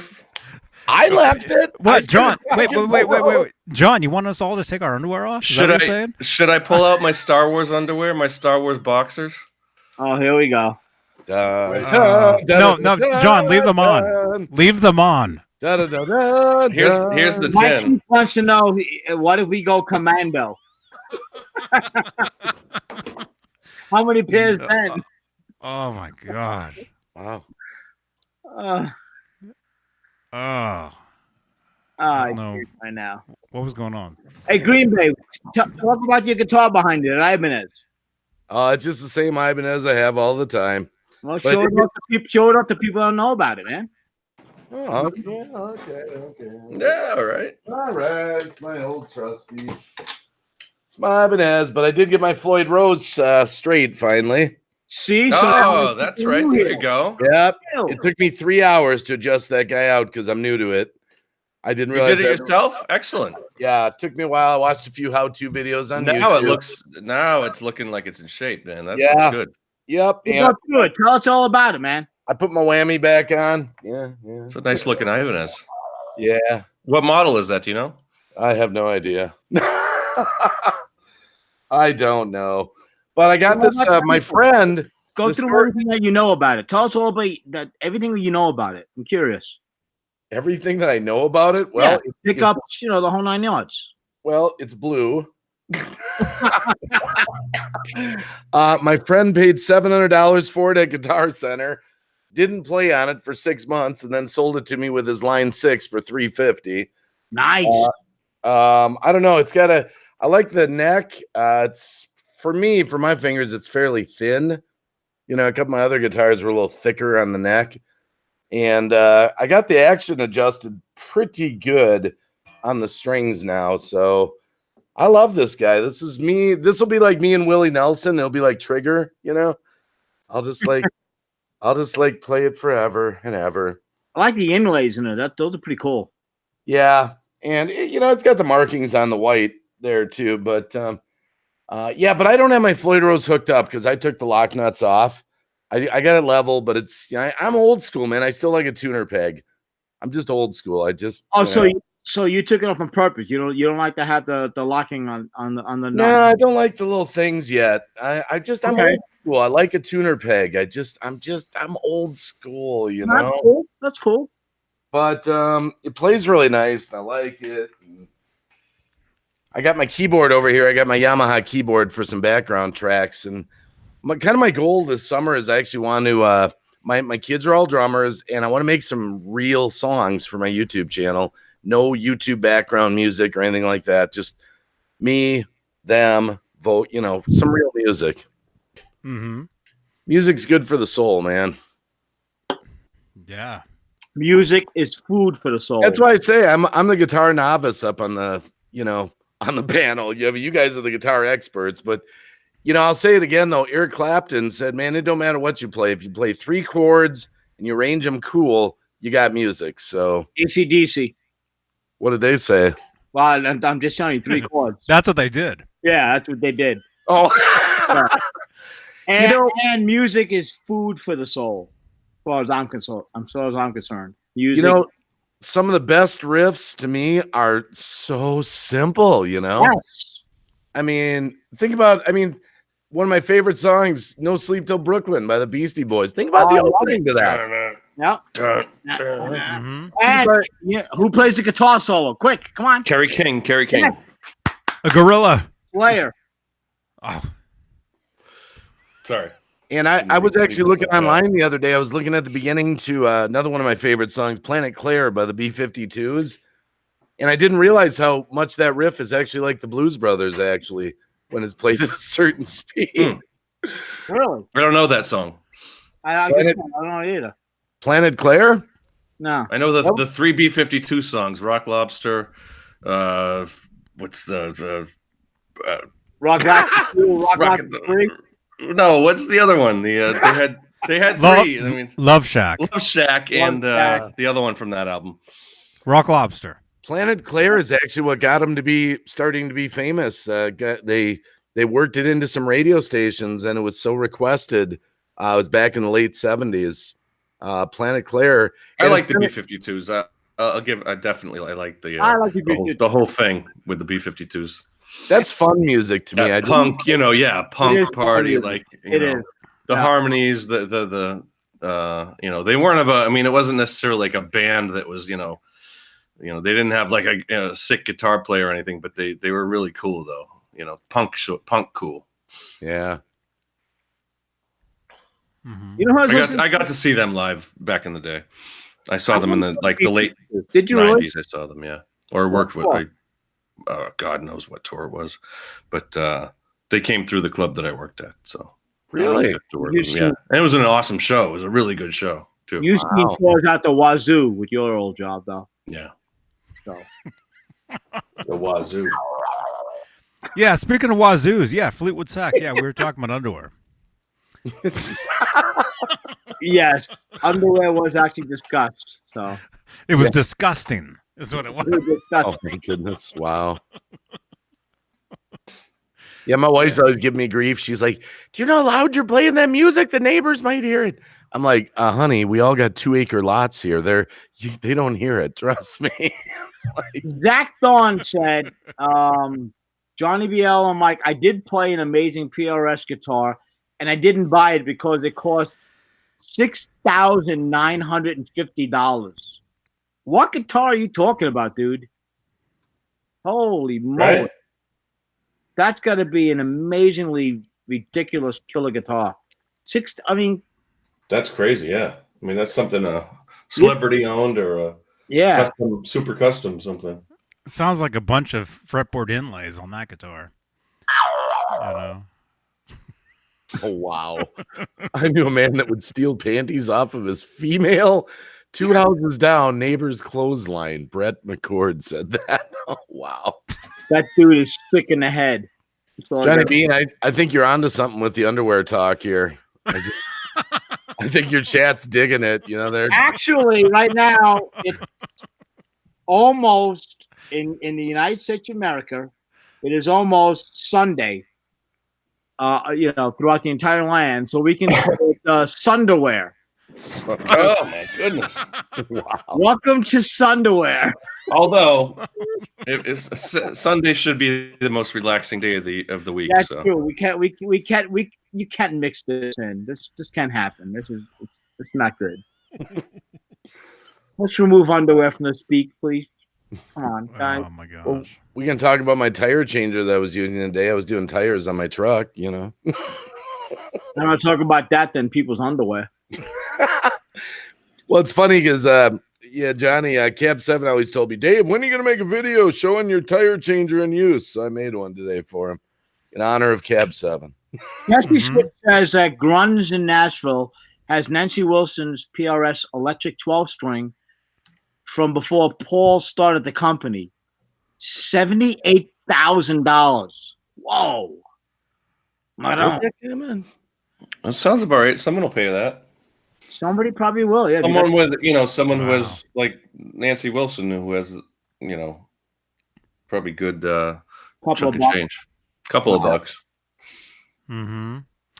Years ago, 30 years ago, I knew this. I used to hang out at the local record shop, way back in the day. And, I was known as the Van Halen guy. I was known as the guy that every time something Van Halen came into the shop, I got first dibs on whatever it was. LPs, cassettes, bootlegs, whatever, posters. I was, that's actually how I got my first copies of the US Festival and the Tokyo Dome 89 videos back in Sounds like a cool shop, yeah. Wow. Yeah, it was great. It was great. But there was another guy that came in. He was known as the Heart guy. Wow. And he got all the Heart, first dibs and all the Heart collectibles and stuff. Well, didn't Ed record Spanish Fly with Nancy Wilson's Ovation? I believe that's the story. Anyone? I don't know. Didn't he record? I think I'm pretty sure he recorded Spanish Fly with an Ovation, and I think it was Nancy Wilson. It was a nylon, classical. Yeah. Wow. See, that's the thing. Back in the day, the artist, you could be a one-hit wonder and make like $1 million because we actually had to go out and buy vinyl or buy a cassette or buy a CD. Mm-hmm. I feel bad for the artists today, man. They all got to gig out or get picked up by a major record, label or. Yeah, it's got to be tough. Either that or get seen by someone on Fox or something like that, and yeah, become the next American Idol. Mm-hmm. Yeah, we used to have to buy that stuff. I went to Walmart the other day. It was funny. I was looking just noticing wow, there aren't any more CDs left here, Where was that? Walmart. Walmart, yeah. Walmart. And I was just realizing I'm sure there's a real small section of CDs you can get there now. Just how far we've gone with electronic, iTunes and that kind of stuff. Yeah. Mm-hmm. Oh yeah. Yeah. These days CDs are the past, I just bought a Blu-ray yesterday. I showed oh dude. I sent some of these pictures. Yeah, but I sent some of these pictures to Jay because Machi is featured on this. Yeah. Blu-ray. I don't know if you can see it. Our other co-host on the channel here, he was in a band that was on that tour, and he's featured on that DVD. I don't know if you can see it, but yeah, I took some stills from the Blu-ray, and Jay has the DVD, but he didn't realize that there was a Blu-ray. Don't say anything. I'm gonna send this to him because I already burned it for myself, so I'll send this to him. Wow, that's awesome, man. Oh, how'd you burn a Blu-ray though? He'll never hear that. Should I give you the? No, it's well known out there. Make MKV is the program that I use, but that's probably a bad word. Well, whatever. It's pretty easy to find software to do that. Because nobody, you buy a new computer nowadays, it doesn't have a disk drive, doesn't have anything. So I know really? they're pretty much happy with you, or they're okay with you burning it to make a copy for yourself. So is that true? Yeah. New computers don't have disk drives anymore? I just built this gaming computer, and the components, nothing like no DVD drive coming with. You had to add it. Oh yeah. Yeah. Yeah, I have an external DVD drive, but I didn't. Yep, that's what I had to get. Mac Mini does not have a DVD or anything on it. Yep. First they got rid of the floppy drives, then they got rid of the CD drives. Mm-hmm. If you want to put Windows on, all you do is put it on a flash drive, Yeah. Mm-hmm. That's it. Oh, different now, man. Johnny, I've been watching a lot of those. Ooh, what is that? A weird guitar, but I love it. Oh, I love that guitar too, man. Wow. And you remember Music Man? Yes. Is it a Music Man? Another Music Man. Yeah. When it's an Albert Lee Music Man. Is it this one? Was that it? No, that's a silhouette. Okay. Wait, hang on. Show it again. Show it again. Yeah, that's it. No. Well, Similar to that, but not. huh? Well, is that an older Albert Lee from like from the 70s? What year is that one? That's gonna be older. This one is a. Actually, no. It says it's a Stingray. Yeah, Stingray 1. Go ahead, Michael. I'm sorry. No. I was looking curious. What year was that? Did it show you? Stingray 1 from. It's like 79. That's like the 70s. That's gonna be a lot older. The design was produced between 76 and 80. So. Yeah. Yeah, late 70s. The silhouette is the blue one. Wow, this is kind of scary, Johnny. I was just thinking about how we talk about the 70s like we live there. I'll come to think of it, I did. Oh, there's the Albert Lee right there. Mm-hmm. It's too dark. But. Dude, give me a time machine and I'll live. Picture. I'll live in the 70s. My daughter wished she was born in the 70s. Sounds My good to daughter. me. Uh-huh. I was born in the 70s. I was too. 60s for me. I've always 60s. But all my favorite I'm like grandpa. all my favorite media, like TV and movies, are all from the 60s and 70s. Mm-hmm. So I've always been like, I wished I was the age I am now then. 1974 California Jam. I wish I was there. You know? There you go. I was at my friend's wedding last night and they had the jam. 1980. They're playing all this new music. I'm like, I don't know who any of these guys are. And everyone, all the kids are out there singing all the words, you know. The only one I knew was Uptown Funk, right? That one I knew, but you know. Everybody else did too. Was that Bruno Mars? Yeah. But all the other songs, man, I'm like, who the hell is this, man? Yeah. Michael, let's see that music, man. I didn't. I interrupted you as I. No, it's all good. I wanted to see what you had on there.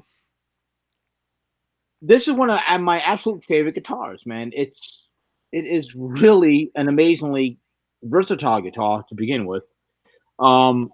It sat on. I got this from Guitar Center. It was up on the wall, from what they told me, for, in fact, and I saw it for close to a year. I was keeping an eye on it. It had sat up there for almost over 2 years, they said. And the reason why it sat there is because they were like, it played good. Who's Albert Lee? Well, Google him.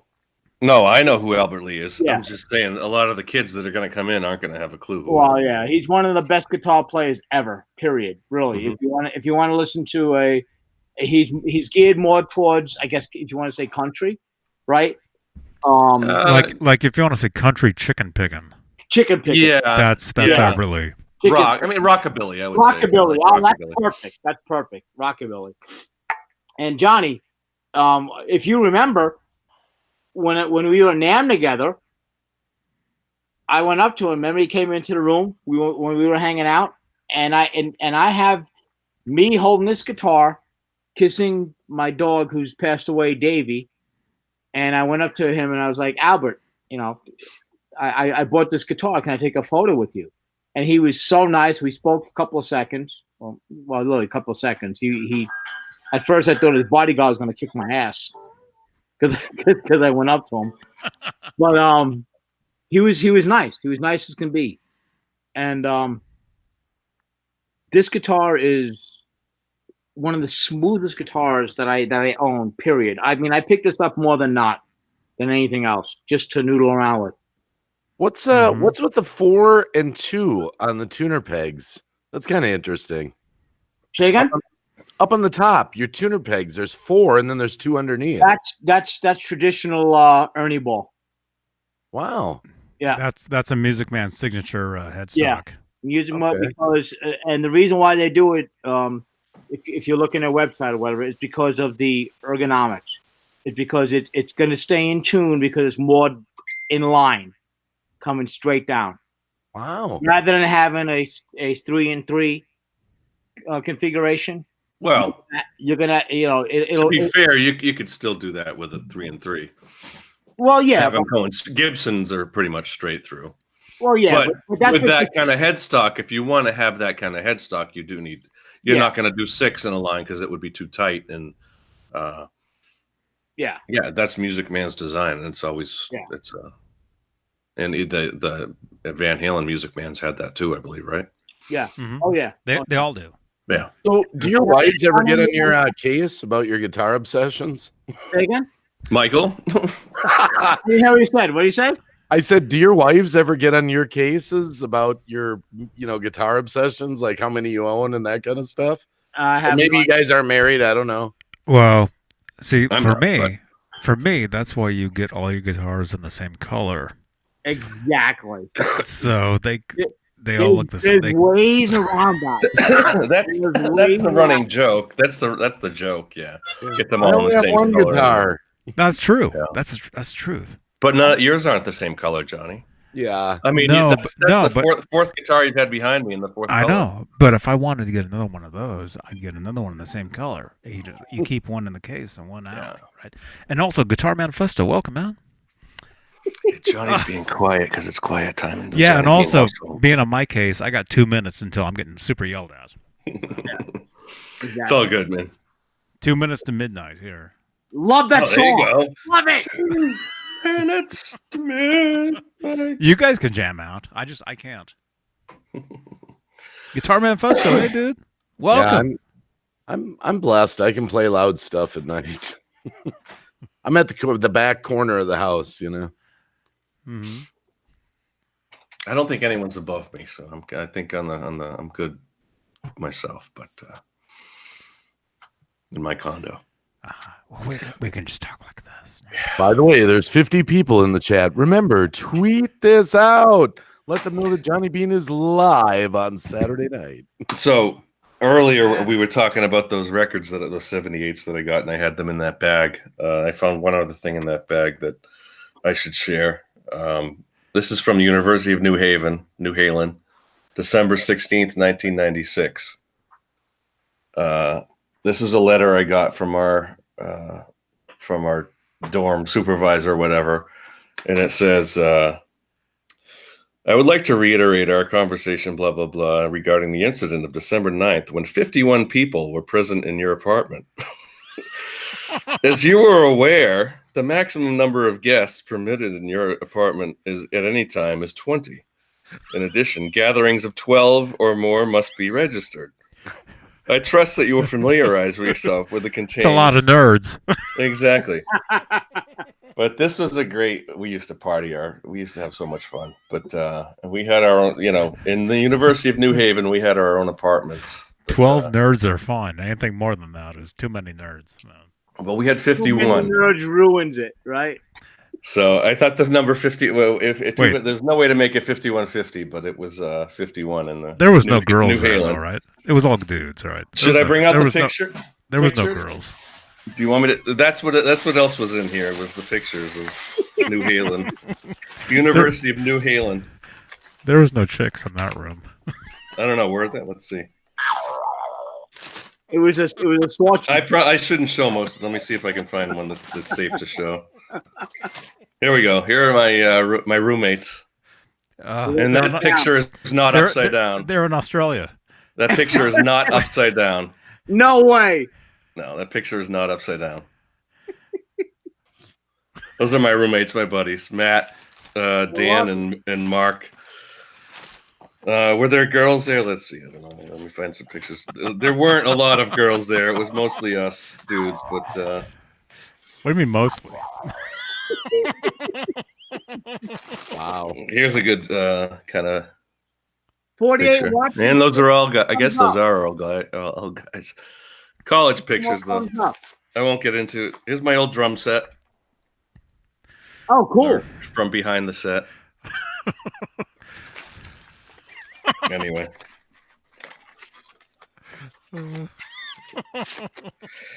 Yeah. There's a lot of these I can't show. But, we had a good time. I don't know what this is. I just found this one too. It's a cat smiling. Air conditioning on. It's getting hot in here.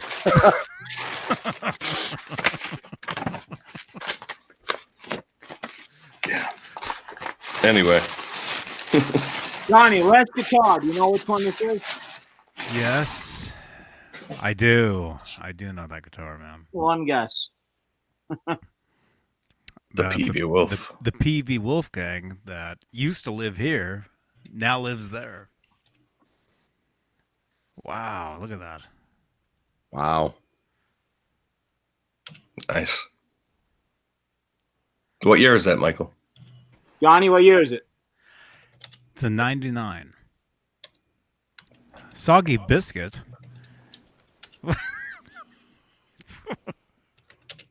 I got this from Johnny. Mm-hmm. Yeah. Very nice. That was my main. Is that 3 and 3 or 4 and 2? That's a 3 and 3. 3 and 3. That was my main studio recording guitar for the longest time. My God, how many videos did you do on this online too? Oh, several. That guitar is all over this channel. Does that intentionally not have a cover on the back over those springs, or no? Okay, it's just missing. Yeah. Yeah.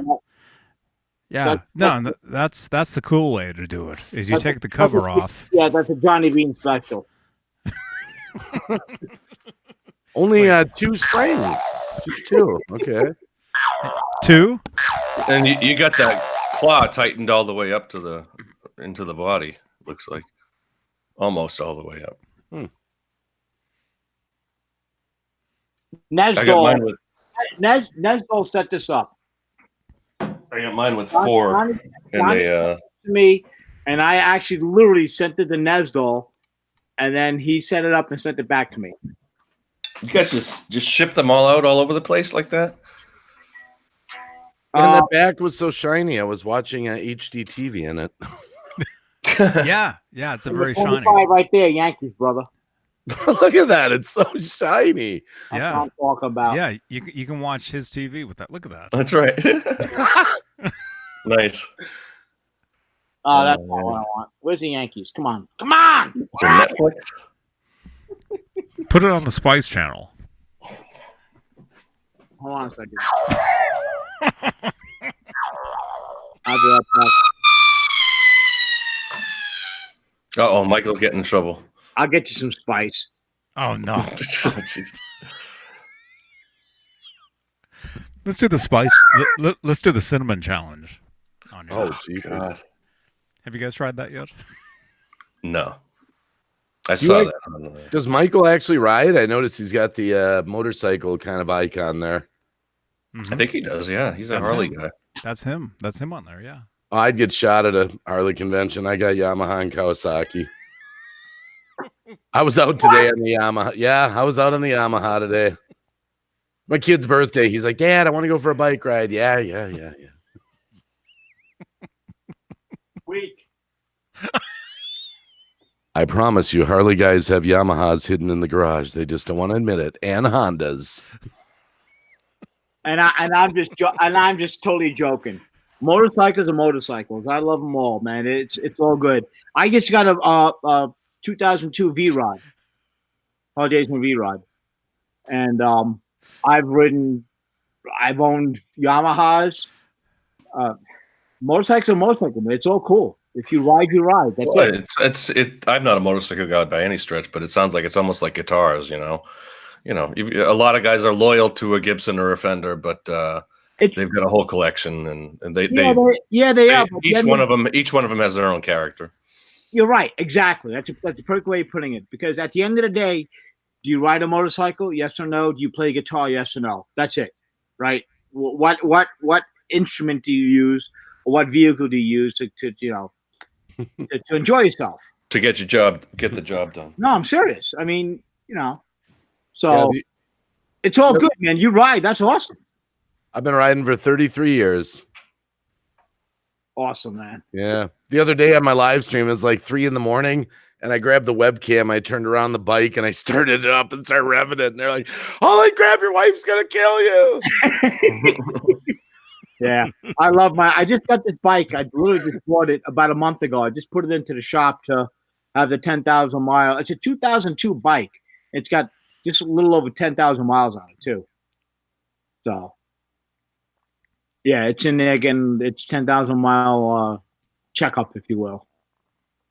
probably going to cost about $5,000, twice the amount I paid for the damn thing. But I like this, Mike Heath. Is anyone going to tell Green Bay that the Floyd doesn't work that well without the lockdowns? Well, that's a good point, though. Well, you know, the funny Abbott and Costello. Here's the funny thing. I'm actually going to probably order them.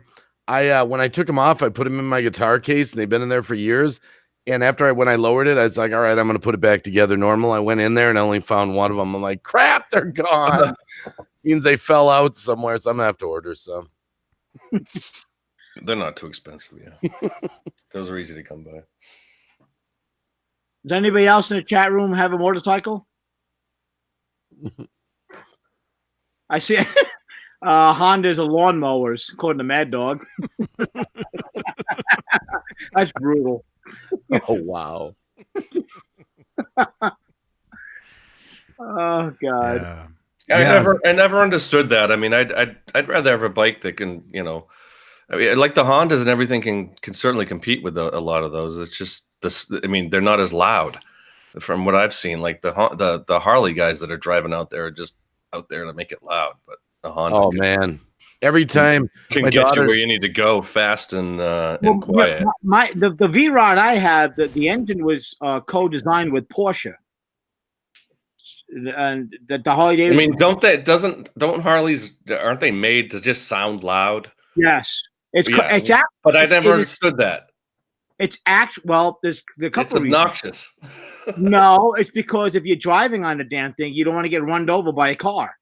Well, I get that. You want to know. You want them to know that you're around them. Yeah, believe me, when you're out there riding, the last thing you want is to have some asshole. Is that really the purpose to keep them loud? To get them loud? Is that? I've never heard that. It does make sense. I get that. That's one of the reasons. And if you listen to the sound, it is literally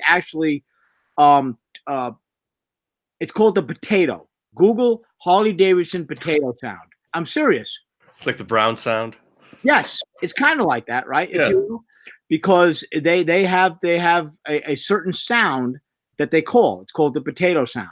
And listen to it because it sounds like like potatoes being. Well, it's like Hot for Teacher, like the beginning of Hot for Teacher almost. That's good. Yeah. But you know what I hate? We've gotten pulled over 5 times in my Dodge Neon because I got a loud exhaust on it.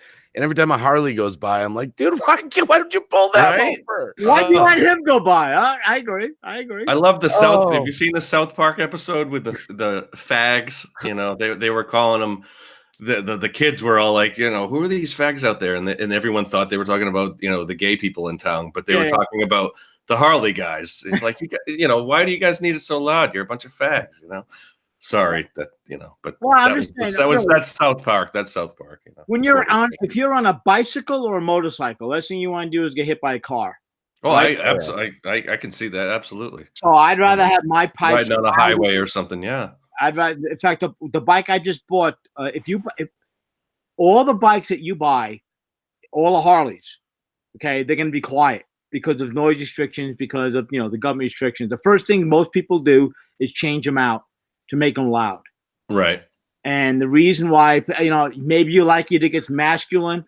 The reason why is, okay, 50% you want to be heard. Yeah, 50% you want to make it show. Yeah, I don't want to get my ass run over. That's why I want it loud. I get that. End of discussion. Yeah, I get that. That's cool. Yeah. I never thought of that, but that makes a lot of sense. Yeah. No. I've been lucky. I haven't had an accident ever. Knock on wood. Knock on wood, yeah. And I hate to say it, I'm bad, man. I'm sunglasses, man. I don't wear my helmet. Oh, dude. I know. Shell on. Put that shell on. You're crazy, man. I know. I've seen up in Massachusetts. There's a helmet law, but New Hampshire there isn't. And I've seen people pulled over at the border putting their helmets on. Coming into Massachusetts. Colorado has no law. You can do anything you want. I don't know why you wouldn't, man. I'm full face, man. Yeah, no. I'm going down. I need to keep this pretty face intact. Hey, I know it's a risk, but I tell you, it's like freedom, man. The wind in your hair. And it feels great until the wind in your hair until the asphalt in your face. I know. I'd say the majority of people around where I'd ride don't wear helmets. Every bike I see, every Harley, every out in the Midwest here in Wisconsin, I don't see very many helmets. No, I've ridden my bike without without a helmet, just putting around town. But it's at one time when you make that one mistake or some idiot makes a mistake. Yeah. Then what? I know. I had a friend. He was 30 years old. Lance cracked open on a curb. Bye, Lance. So I know I've experienced it first hand with friends. Now, one of my ex-girlfriends, she worked in an emergency room. She always said to me, "You know what they call motorcycle drivers that don't wear helmets?" I'm like, "What?" She goes, "Donors." Yeah. Okay. So, you can look at it that way. I mean, it's like flying. It's like flying, man. I just love it. My kids, they make them wear helmets, of course. Brett McCoy says, my father had an 883 Sportster and a 1340 Lowrider. Cool. Two Harleys. Nice. Green Bay, do you fly? Are you a pilot or? No, I've never flown. And I won't fly. I'm never going to fly. I've flown a plane before. Actually. Have you? Yeah. Really? 3 or 4 times. I'm lucky enough to have a couple of friends of mine that own airplanes. Now, the last time I was able to take off and fly. They would never let me land because they know we'd all be dead, right? But wow. We're talking private planes where you have the controls on both sides of the plane. Yeah. Yeah. So, my buddy was in the left side and I was in the right side. Actually, vice versa, I should say. And we're flying around and he's like, "You want to take the controls?" I'm like, "Okay." And so he let me take it. I didn't kill us. So he had the confidence to let me do it a couple of times. And it is exhilarating. Man, it is. Could you imagine? I mean, I think the ultimate would have been except for the killing and machine guns, if you have World War II kind of fighter pilot, you've got your own, super souped up, Rolls Royce engine in front of you. Right. Driving a Mustang or a P-51 Mustang, and oh god, it was obviously you don't want to be in the middle of a war, but no. Exactly. But I mean, you think about those were like the ultimate hot rod. Yeah, but to take off on a plane again, he had the license. He knew what he was doing. He was a licensed pilot. Mm-hmm. He was a licensed pilot, but he allowed me to take off, which was unreal. That's cool. Yeah. That was cool as heck. Zach Thong saying goodnight to you guys, Michael. Good night, Zach. Yeah. Take care, brother. Thanks for hanging with us. And thank everybody for hanging, man. We got Mad Dog got an F-18. Wow. Good night, Zach. We got 45 people still watching, 46 thumbs up. Thank everybody. This is awesome. Absolutely. Hanging out on a Saturday night, man. A Straturday night. Right, Johnny? Sunday morning. What do we call it? Gibson morning. Sunday. Gibbs Sunday morning. Gibbs Sunday morning. Gibbs Sunday. Like to play on words. Straturday night. Live. Yeah. So this is the part of the show where I can't really talk too loud. I'll get yelled at.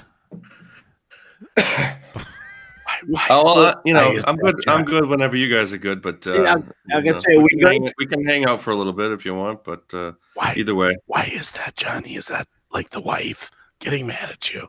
Yeah, that's exactly what it is. Exactly what it is. If you guys want to see a frying pan hitting the back of my head, well, we do want to see that. That would be that'd be great TV in slow motion. Great show. I smell viral video. Oh. We're not going to deny that, but I don't want to see Johnny get hurt. That would be pretty cool, by the way. A couple of things I did want to. I kind of made a couple notes that I did want to mention. Something that we've covered on 1,000 episodes, the Live Without a Net. But Johnny, where do you think the purse and the shoes are from Live Without a Net that they spray painted? No idea. That would be an amazing collectible to find. Imagine that. The purse that they, or I guess the shoes that, there she is, the barefooted woman that he spray painted orange and red from New Halen in 1986. And as well, as I watched it last night, live without a net, Eddie walks by with somebody had either Converse or some kind of red and white stripe, the early red and white striped shoes. I think I got a screen cap somewhere. Let me check.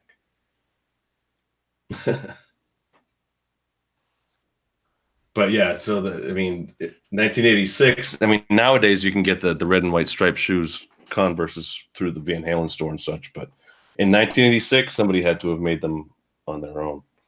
You know, I just had a prophetic thought come to me. Eddie, he can get the senior discount at Denny's. Actually, Oh, sure. he's 64. Man, I didn't know that.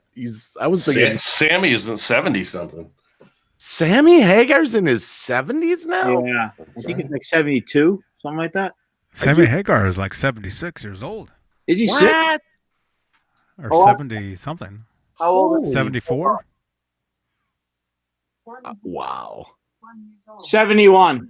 I'll post them in the Discord. But anyway, there's it was I was just thinking of that, something that we've all watched live without a net a million times, but Yeah. especially I mean, if we could track down those shoes, that would be. I would consider paying a large amount of money for those, just because it's one of the ultimate souvenir from that show. But also, I'd like to know the history behind some of the striped shoes that somebody in the audience must have thrown up on stage. That would be killer. Yeah, just something I wanted to mention because I had watched it last night. Yeah. Do you guys collect a lot of memorabilia from stuff like that? If we can find it, I mean, we're the originators of the poof shirt. I don't know if you've seen the poof shirt. I love No. it. Poop shirt. Yes. Let me see if I got a picture of it anyway. Come on now, John. You gotta have the poop shirt. Shirt. John's the original poop. The original. Oh, right here. Yeah, there's all kinds of poofs here. It's all This kinds is- of poops. Michael Anthony in Green Bay. I don't know if you're familiar with the Van Halen live video, Live Without a Net. It's been a while, but I do remember the name. I'd have to kind of rewatch it, maybe. So Michael Anthony had the poof shirt. Oh, not poop. Poof. Oh with no. an F. So Yeah, and with an here's F. so I a friend of mine. I sent him as many screen caps as I could, and we made the poof shirt, which actually turns out to be a related to Rocky and Bullwinkle. The fairy is from Fractured Fairy Fractured Tales. Fairy Tales. Yeah. And Oh. so, but it took me. Here's the shirt, the Michael Anthony, and then the logo. So I sent out a bunch of those to Johnny and the boys and Michael, and Yeah, I'm a proud owner of one of them. Thank you, John, so much. And I do. and we were lucky enough to have Michael Anthony sign a few of There them. we go. Yeah, I was just gonna say There it is. Johnny's got There's his. mine. Yep. There's mine right there. Can you see it? I'm now just finding out about them. Right there. Signed by How Michael Anthony. badass is that? That's cool. Caleb, That's right? cool, man. Caleb got that, right? Oh, Michael. I mean, sorry, Johnny got that signed. Johnny, from Michael. and Nam. I have Caleb's. Yeah. You got Caleb. Thank you, Okay. Caleb. Yeah, he signed Yeah. mine, and then Caleb. Caleb sent. From Look Green back Bay. on the channel. Johnny, shut up. I know. Did you hear that? I'm getting yelled at. Green Bay. All right. Green Bay. Tell them about Nerd Halen. Oh, Hal Sparks? Yeah, you've been watching the Nerd Halen video. Yeah, that's freaking awesome. Al Sparks rocks, man. I love that guy. Yeah, he won't stop talking, but he's nice. He's hilarious. I mean, did you ever? You must have been a fan of I Love the '80s. Well, I don't remember this dude. I had to look him up on Google. I'm sorry, man. I don't know everybody, Wow. you know. And Clock Soup. I mean, come on. well, yeah, I'd have to rewatch. I knew Hal Sparks from day one. I mean, that was I Love the '80s. Well, I don't know. That certainly wasn't day one, but he's been.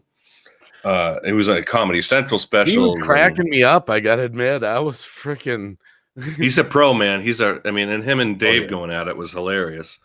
Well, and they seem kind of opposite, you know? Oh yeah, yeah. Because to say the least. and the guys in the chat, if you haven't seen that live stream, it was about a week ago. Was he on your show? No, Or- he was on Johnny Beane's show. Yeah, yeah. Okay. Yeah. All right, yeah. Right. And Johnny kept saying, you got to see this, got to see it. Okay, I'm working my way through. It's 2.5 hours, you know? And yeah, really interesting. Funny guy, yeah. Yeah. Now, I never, you know, I don't know everyone. I mean, I know a lot of movies, a lot of music. I just, you know, I've never watched that show Queer as Folk that he was on. I've never seen that, and I've never heard his radio.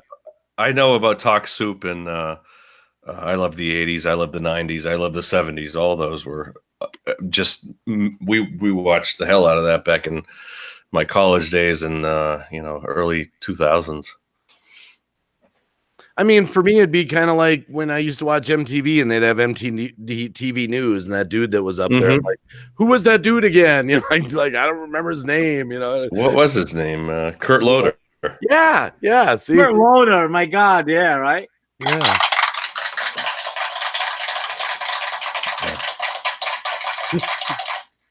That thing just goes on forever. It does. Just to prove your point. It's like that's like two people clapping and looped. You know, Johnny, I forgot to ask you though, how in the world did you get him up on your show? I mean, are you guys like personal friends or something? Or Well, I can't really talk anymore. it's Nerd Halen. That's Caleb Rapoport's band. Yeah, he's the singer in our friend's Van Halen tribute. I just want to get the connection again. Yeah, I'm getting yelled at. I can't talk anymore. I think we gotta be quiet. I think we gotta probably end it. I think we're almost out. What time is it? You guys think it's late? You guys think it's late here? 3:24 a.m. It's 2:30 on my end in Wisconsin. 3:24 in New England over here, and we're probably gonna have to shut it down now. 124 in Denver, Colorado. Thanks for joining us.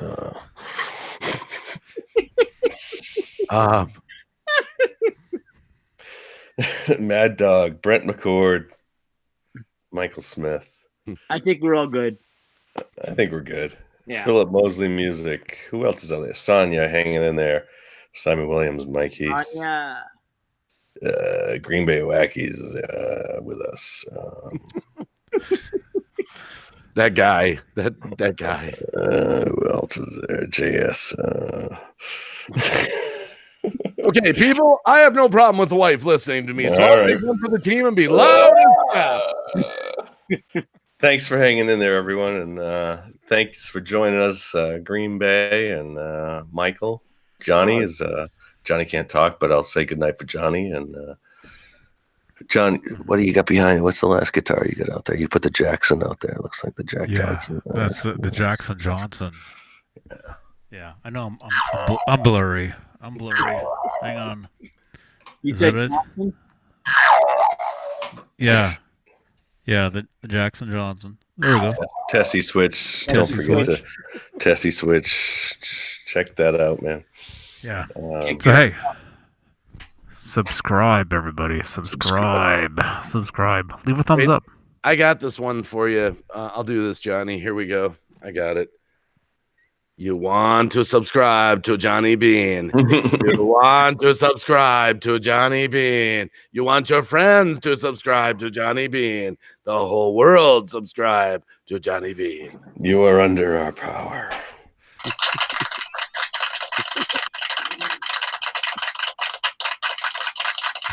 Good night, all. Have a good night, everybody. Wow. Thanks for hanging out with us. Yeah, Thanks, Johnny. Yes. All right. Bye. I'm blurry, but Don't forget to tune in Tuesday night for Johnny Beane Talking Guitars with Nesdal and Jay Hannon and John Mancuda. Don't forget Friday nights. Don't forget Friday nights, Frank and Strat Fridays, and of course Saturday nights with Straturday with with me and Johnny and Michael and everyone. Wow.